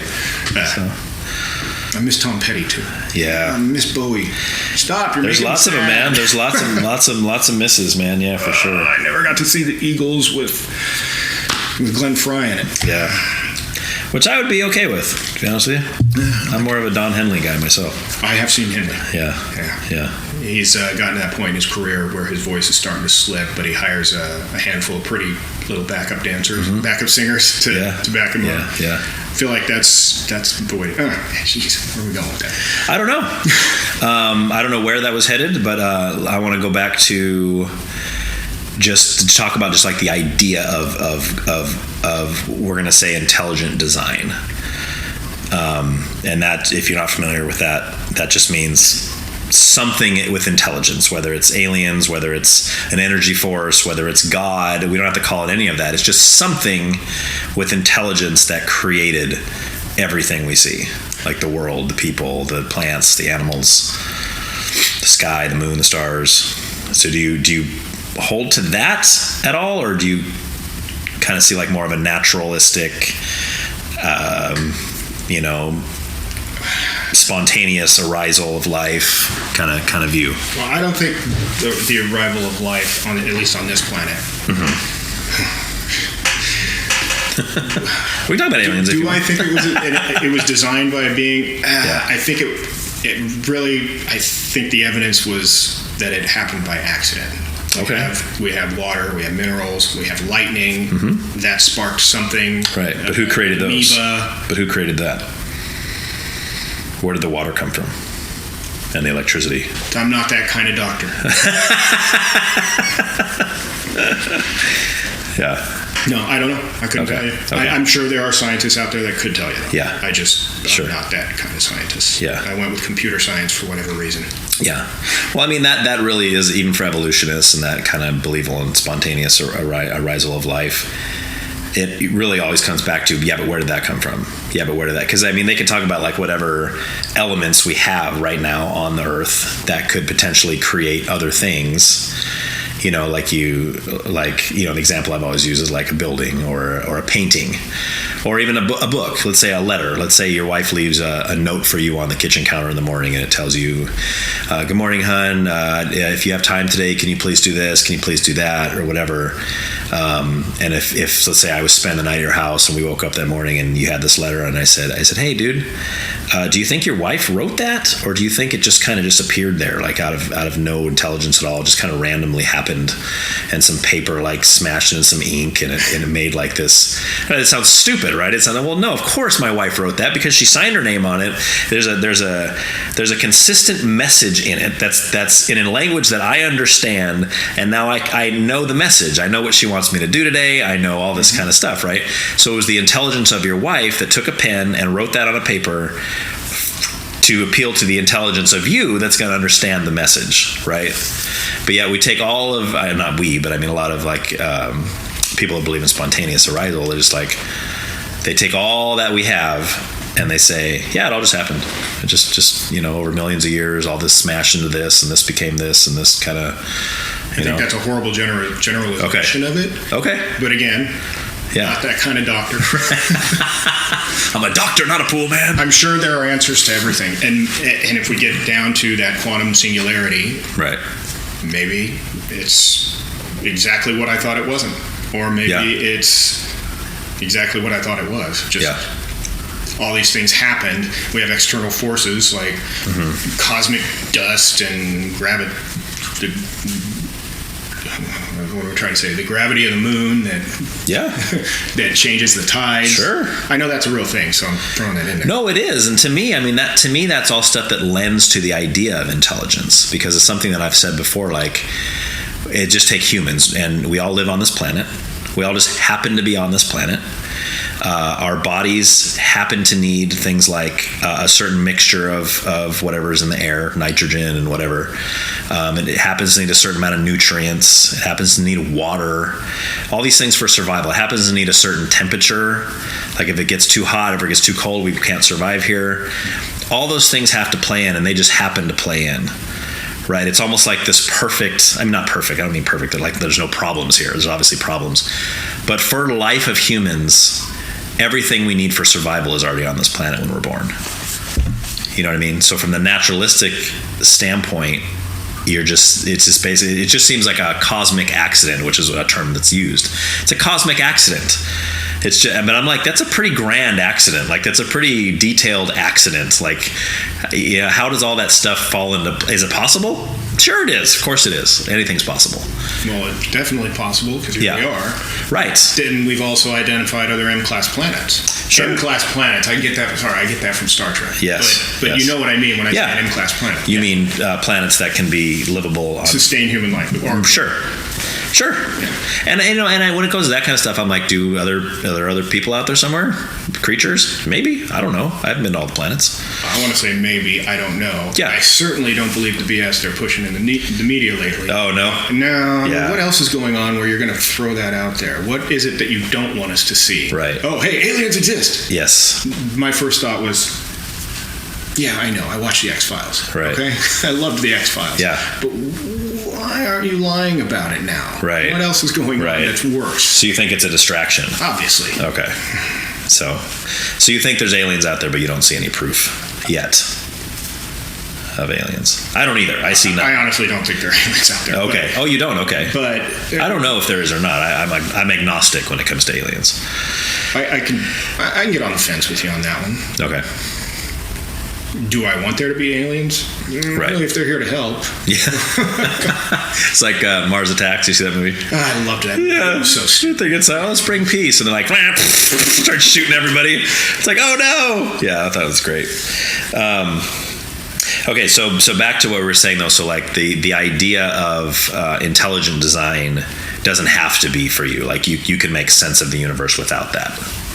If you're going to say AI didn't pop out of nowhere, it was created by humans. Mm-hmm. We are the intelligent designers Correct. of the AI. Absolutely. And then you're going to take it back a step and say, where did humans come from? Right.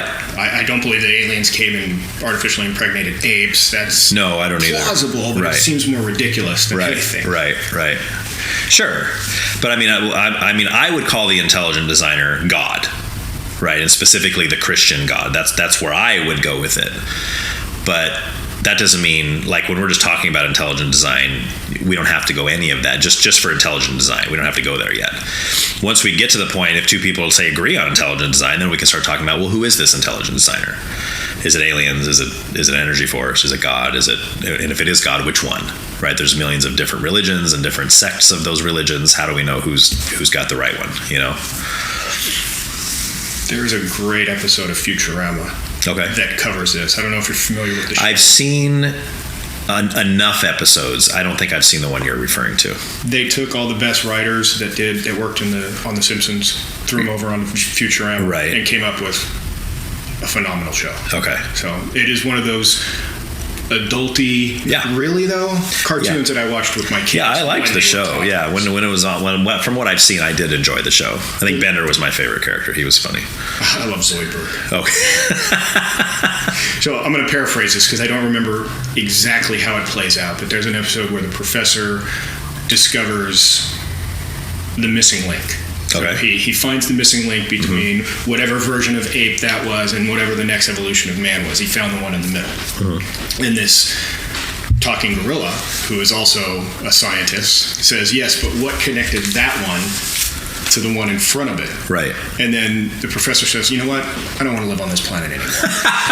So they go and they find some other rock to live on. Okay. And he brings nanobots with him.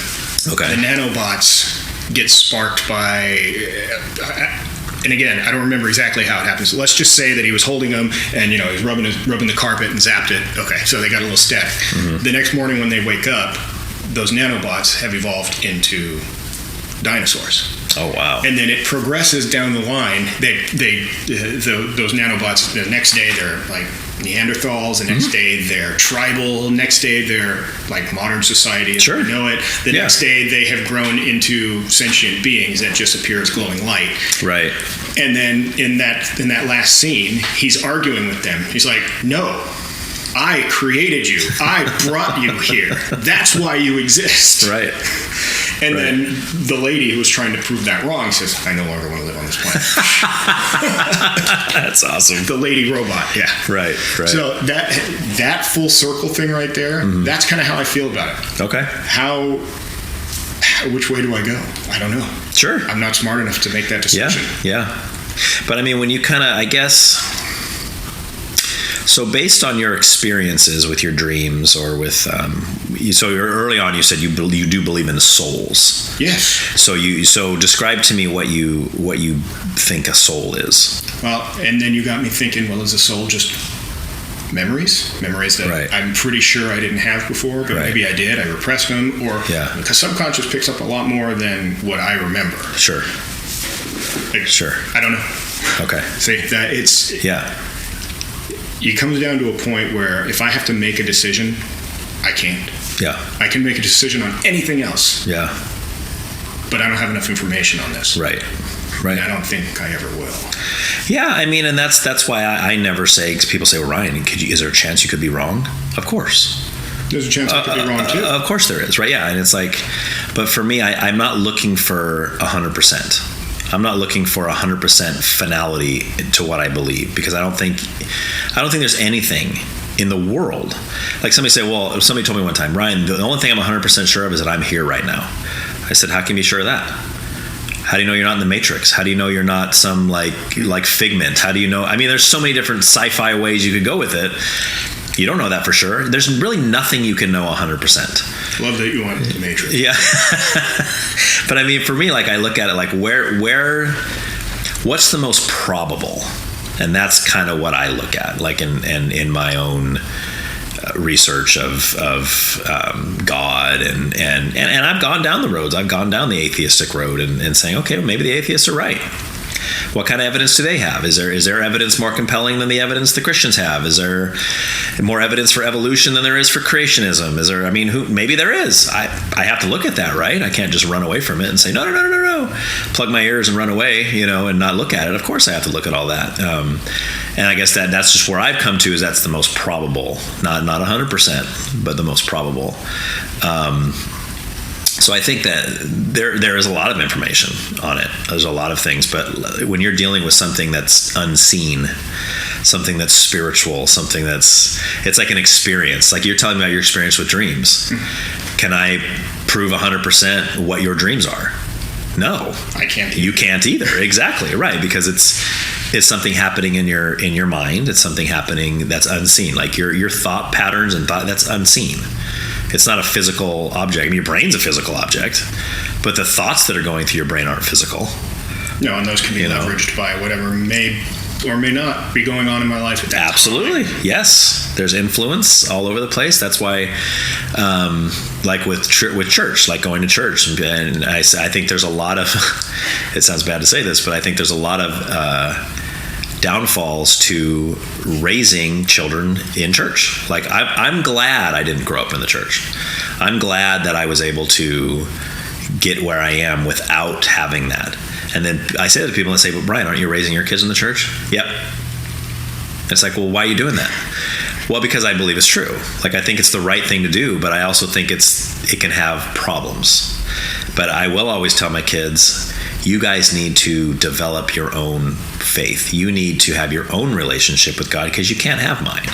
I can teach you all I know. I can teach you what I think and what I believe and my experiences and what I went through. But ultimately, you're not going to stand before God one day and say, "Oh, my dad believed in you. My dad was he was a Christian." Sorry, not going to happen, right? You need to either decide if it's true or it's not. And if it's not, you don't believe. And if it is, you do. But that's on you. That's on my kids. So Your compelling argument, by the way, about not needing 100%. Yeah. I think it gets to a point where, let's pretend for a moment I am that kind of scientist. And if I'm going back, at what point would I say, you know what? I think I've taken this as far as I want to take this. And I don't need to know anything else. Okay. This is good enough. Yeah. And that's kind of what I'm hearing. This is good enough. For me, I guess it gets to a point where it's good enough. Do I need to raise my kids in the church? No. Do I need a book or a being telling me to be a good person? No. I already know that. Right. And it's my choice to ignore that, which I try not to. Sure. I know that doesn't actually answer your question. Well, no, but it brings up a good point. So when we talk about morality, from an atheistic standpoint, you say, do you need a God to tell you how to be a good person? Do you need a book to tell you how to be a good person? No. Right? You're a good person because you know what a good person is. You know what things are good, what things are bad. You know that murder is not okay. You know that rape is not okay, right? And you know that if you commit those things, that makes you a bad person, right? Or at least that you committed something bad, right? But if you were to tell me, let's do it this way. So let's say you're coming from, I know you didn't say you're an atheist, but you're not necessarily convinced of God at this point. So more or less, I don't need to be. Don't need to be, right? So if you came to me and you said, Ryan, murder's wrong, and I said to you, why? Oh, what would you say? You're actually asking me why? Yeah. Okay. Well, what kind of murder are we talking about here? Just premeditated. I don't like that guy's face. I want him off the planet. Go shoot him in the head. I see no purpose for that, but why would that be?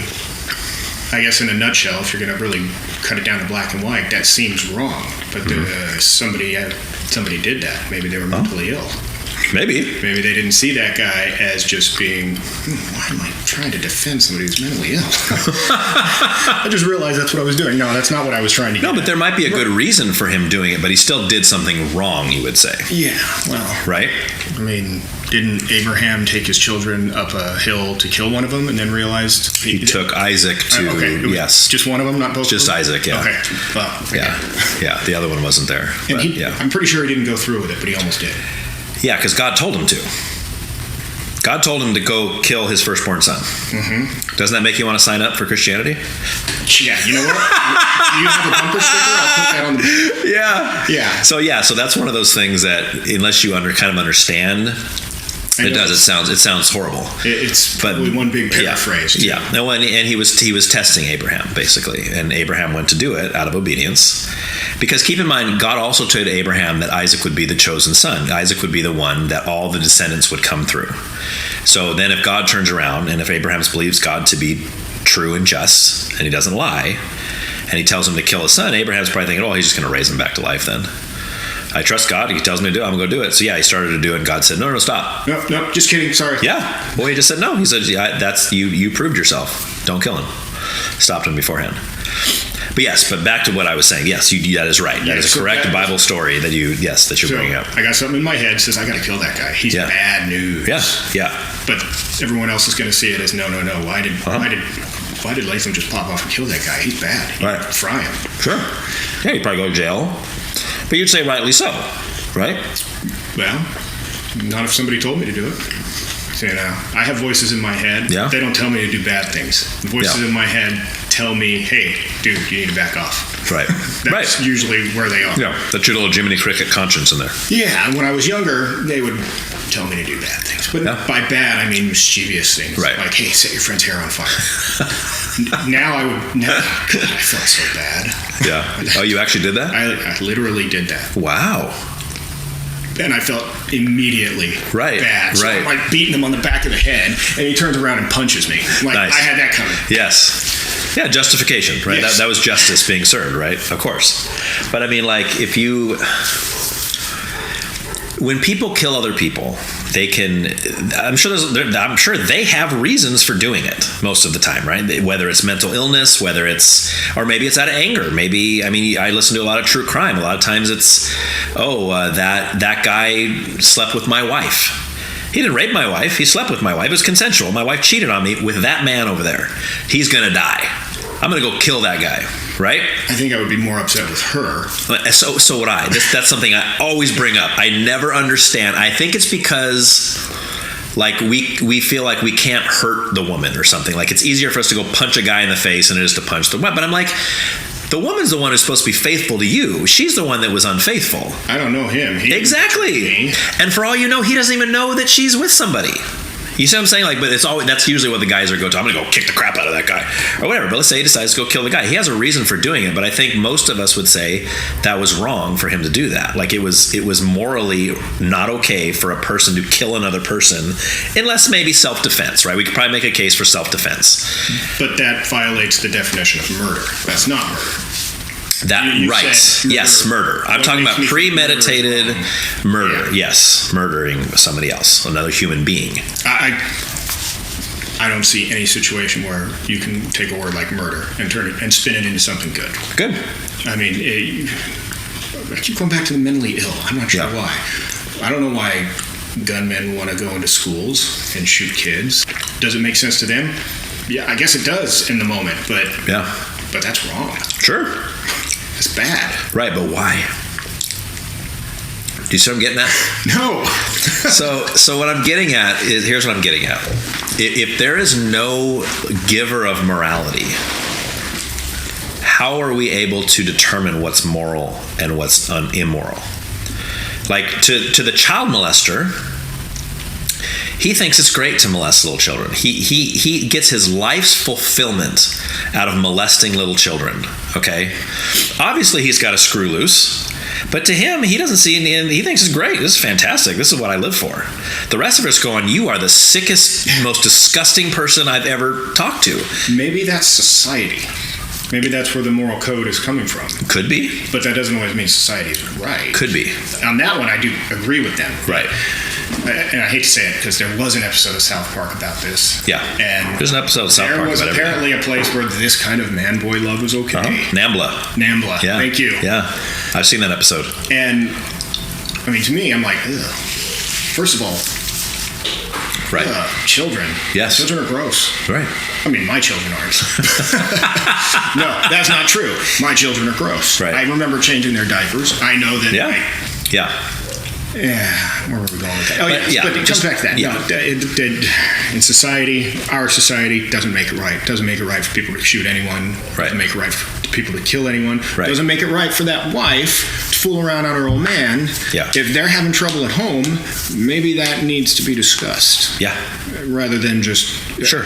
And it could be the other way around too. Maybe she's clearly not getting something from that relationship. Well, again, there's probably a million reasons that's happening. Mm-hmm. And I'm sure maybe the wife has a bunch of reasons. Maybe she's like, I don't love him anymore. He doesn't fulfill me anymore. He's mean to me. Maybe he's abusive. Maybe he's already cheating on her, right? There could be a million. Could, I'm not saying will, but could be resolved through conversation. Sure. Real conversation. The problem is emotions get in the way. Yeah.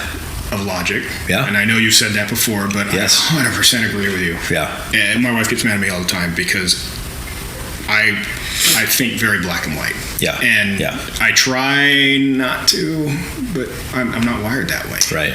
And right.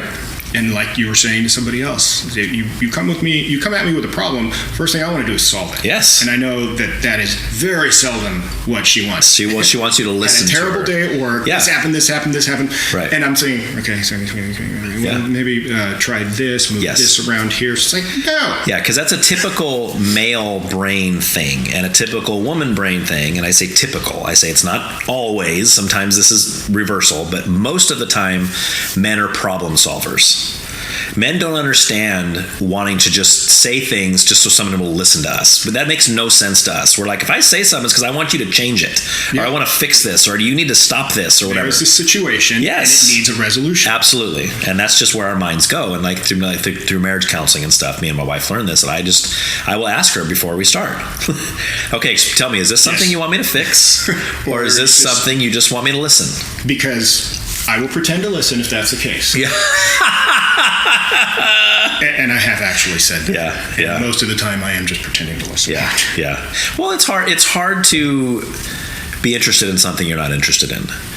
And I know there's lots of things I talk to my wife about that she's not interested in either. Like it's just not interesting to her. And that's fine. You're absolutely right. It's a two-way street. Yeah. I have the same thing. I want to rant about I had a rough day. Yeah. But I'm not presenting a situation that needs to be resolved. Yeah. And maybe she is doing it the same. Wow, I'm really a jerk sometimes. Yeah, see? Oh, man. See, this is therapy today, man. We're really getting some stuff out here. I like this. This is great. If this helps anybody, you can deposit it directly into my PayPal account. Why don't you have sponsors? Right. Well, because I told you, I think I have about 50 regular listeners at this point. And I only say that season 2. I mean, that's a thing. Yeah. And probably season 3 coming up. We'll see. Okay. We'll see. Either that, or we'll just dig this one into the ground whenever it heads out. But okay, so I want to end with this, and this will be the last thing we talk about. Because believe it or not, I feel like we're like 3.5 hours in right now. So, are you kidding me? See, I told you you'd say that. I want to hear about any, my stance. I'm a Bible-believing Christian. I believe the Bible is 100% true. I believe Jesus is the only way of salvation. I believe that if a person doesn't, I do believe in eternal heaven and eternal hell. So I'm sure a lot of those things you're going, nah. So I want to know, like, what objections you have to my belief system, if any. You don't have to name them all. I'm sure there's lots of them. But I honestly don't. Okay. I mean, well, then why aren't you a Christian? Why aren't you a Buddhist? Because I have objections to Buddhism. Okay. I don't believe it's true. Reincarnation does seem kind of ridiculous. But then again, so does. Why do we hide eggs on Easter? I know. I don't expect you to answer that question. Please don't. I don't want to know. I actually love colored hard-boiled eggs. Yeah. They're delicious. Yeah. The food coloring changes the flavor. Yeah. It changes the flavor. It's just the salt. Yeah. No, I'm not going to tell you what to believe. But I know. I don't expect you to tell me. And I don't mean you. Yeah, I'm sure you support my right to believe whatever I want, just like I support your right to believe whatever you want. And that's where I was going. But there's a reason why you're not a Christian. It's because when I'm dead, I think it's just dead. Okay. Black. So you think there's no afterlife? Would I like for that to be real? I don't know. Maybe after I'm dead, I'm like, this sucks. Yeah. The heaven sounds like a cool thing. Maybe I should have done things better. But at that point, it'll be too late. Right. It will be. You're right. Yeah, if what I believe is true, it'll be too late by then. Yes. There's no after-death conversions. you make up your mind before. I did have a spiritual moment in 2018. Okay. It was summertime. I was in the backyard just goofing around with my kids. It was hot, so hot. Like 100, I'm obviously exaggerating. Yeah. Santa Maria. It's like 150 degrees. Yeah, at least. And I don't have a shirt. In the shade. It's hot. Yeah. I'm trying to entertain them because they're still kids. Yeah. And it starts to rain in July. Nice. In my backyard. So cool. And at that moment, as I'm getting pelted with water balloons, I'm like, maybe there is a God after all. Yeah. Because this was miserable. Yeah. It was miserable. And now, this is great. Yeah. And then it stopped raining, and then it got steamy. I'm like, it's humid. This is miserable again. And then you're like, maybe there is a Satan. Yes. that was a spiritual moment for me. Yeah, sure. I saw my neighbor there, and he's like, hey, how you doing out there? I'm like, I'm starting to believe. Nice. I've seen the light. Wow. That was so abrupt. Yeah. I didn't see a single cloud come in, and then it just started raining. Wow. And then it's, went for like 10, 15 minutes. And your kids saw it too, right? They were there. Okay. But I mean, they didn't notice the rain. It wasn't like you were hallucinating. Like it was actually raining. Okay, they were definitely there. It was definitely raining. Okay, gotcha. And it had to be, because my neighbor would have wondered why you were too. Yeah. Because he said, "Isn't this incredible?" Oh, okay. Yes, this is incredible. And then okay. So now, years later, when you view that, what do you think that is? Weather phenomenon. Just natural kind of things. Okay.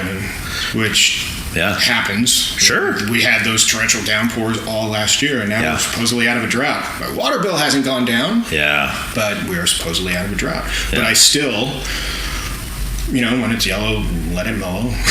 Yeah. When it's brown, flush it down. Yeah. Wife hates that. Okay. But I'm still in that conserve water mentality, because I remember in the same breath she wanked about the water bill and then blamed me for killing the grass. Can't ever win. Can't have it both ways, man. But that is literally two opposite ends that conflict each other in one sentence. Right. And she believed both were right. Yeah.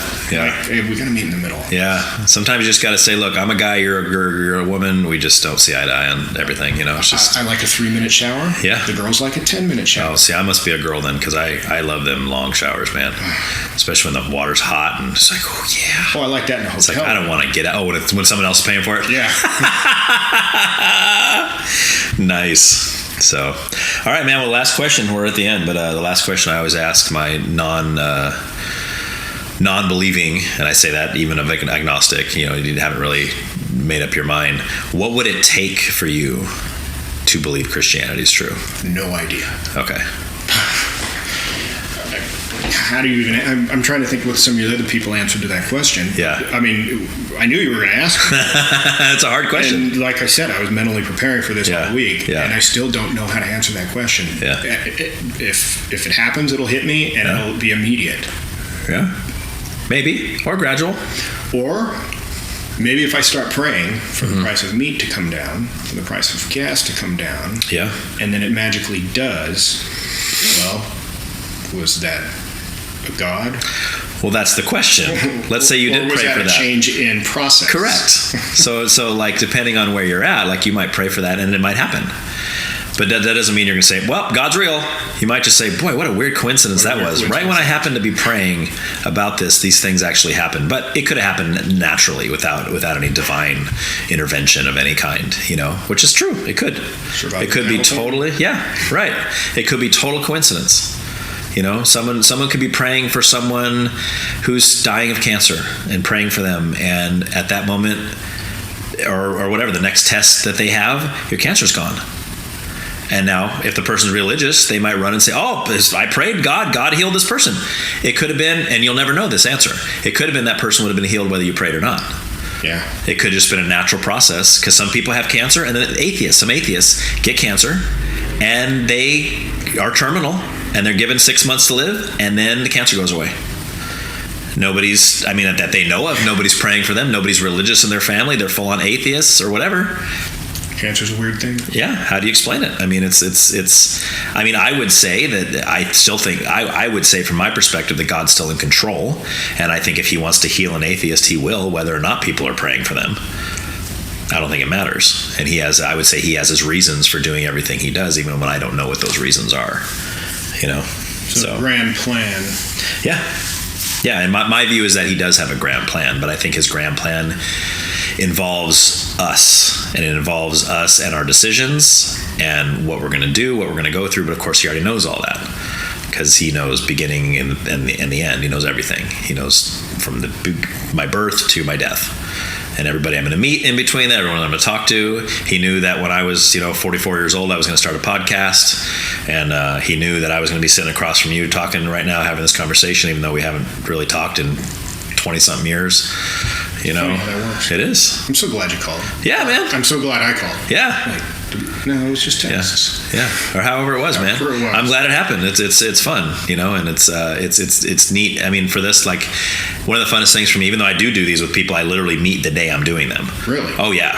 I'll literally be meeting them I had a guy last week who was here. It was an in-person one because I do them remote too. Like I do people in other states and stuff. But how does that even work out? So you just cold call someone? No. So some people like you that I've known in my past who I think I just have so with you as I had a thought about you. Actually, this for you it happened when you came into Ricky's.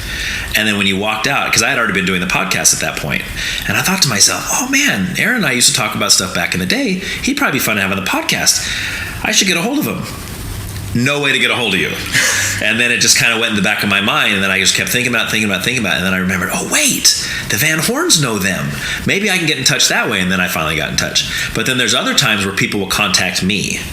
If it's like either somebody's a fan of the podcast, they listen to the podcast, and they think, oh, I know a guy who'd be great for your show. So they talk to the guy, and they say, hey, I got this guy who does this podcast. Would you be interested? And they're like, yeah, that sounds like fun, or that'd be really cool. And they contact me, and it's like, hey, come on over, man.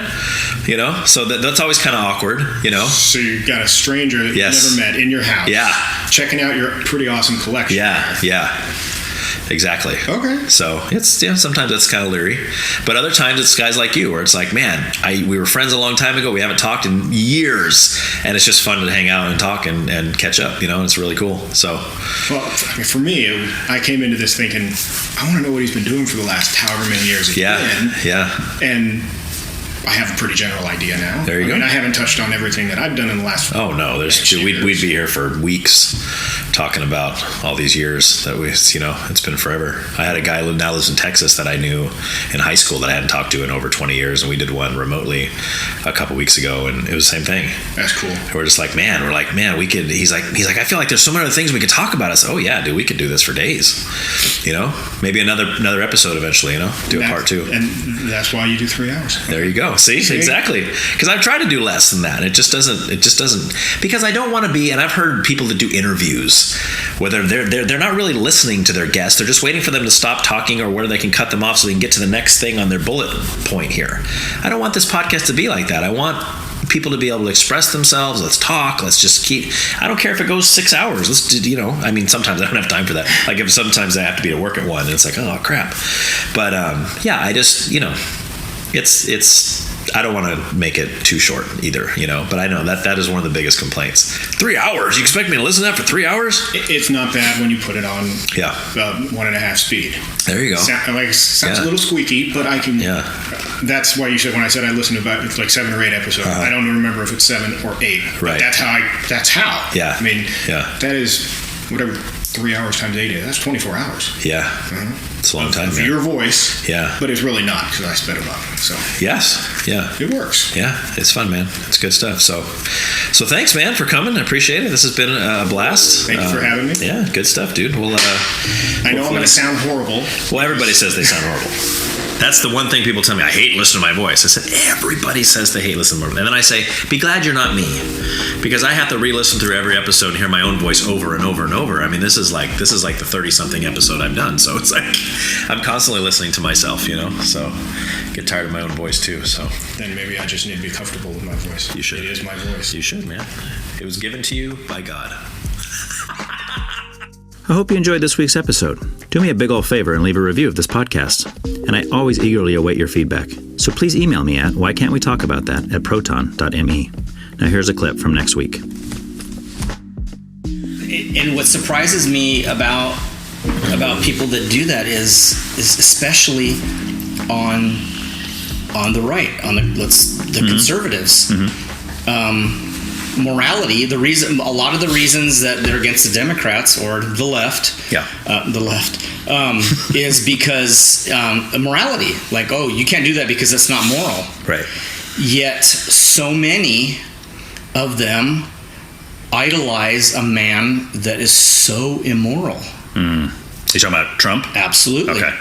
I mean, everything that he does and stands for is pretty much immoral. Yeah. Yet, like, Bible thumping Christians are like, oh, he's the only one, and I'm like, do you guys read Revelation? I mean, you know, like the part where the beast, everybody loves him, the Antichrist. Right. And I'm not saying that he's. That's not what I'm saying. He's the Antichrist, but sure. So you're a big Trump fan, I take it. You say that with sarcasm, I hope. Yes. Yes, I do. Yeah.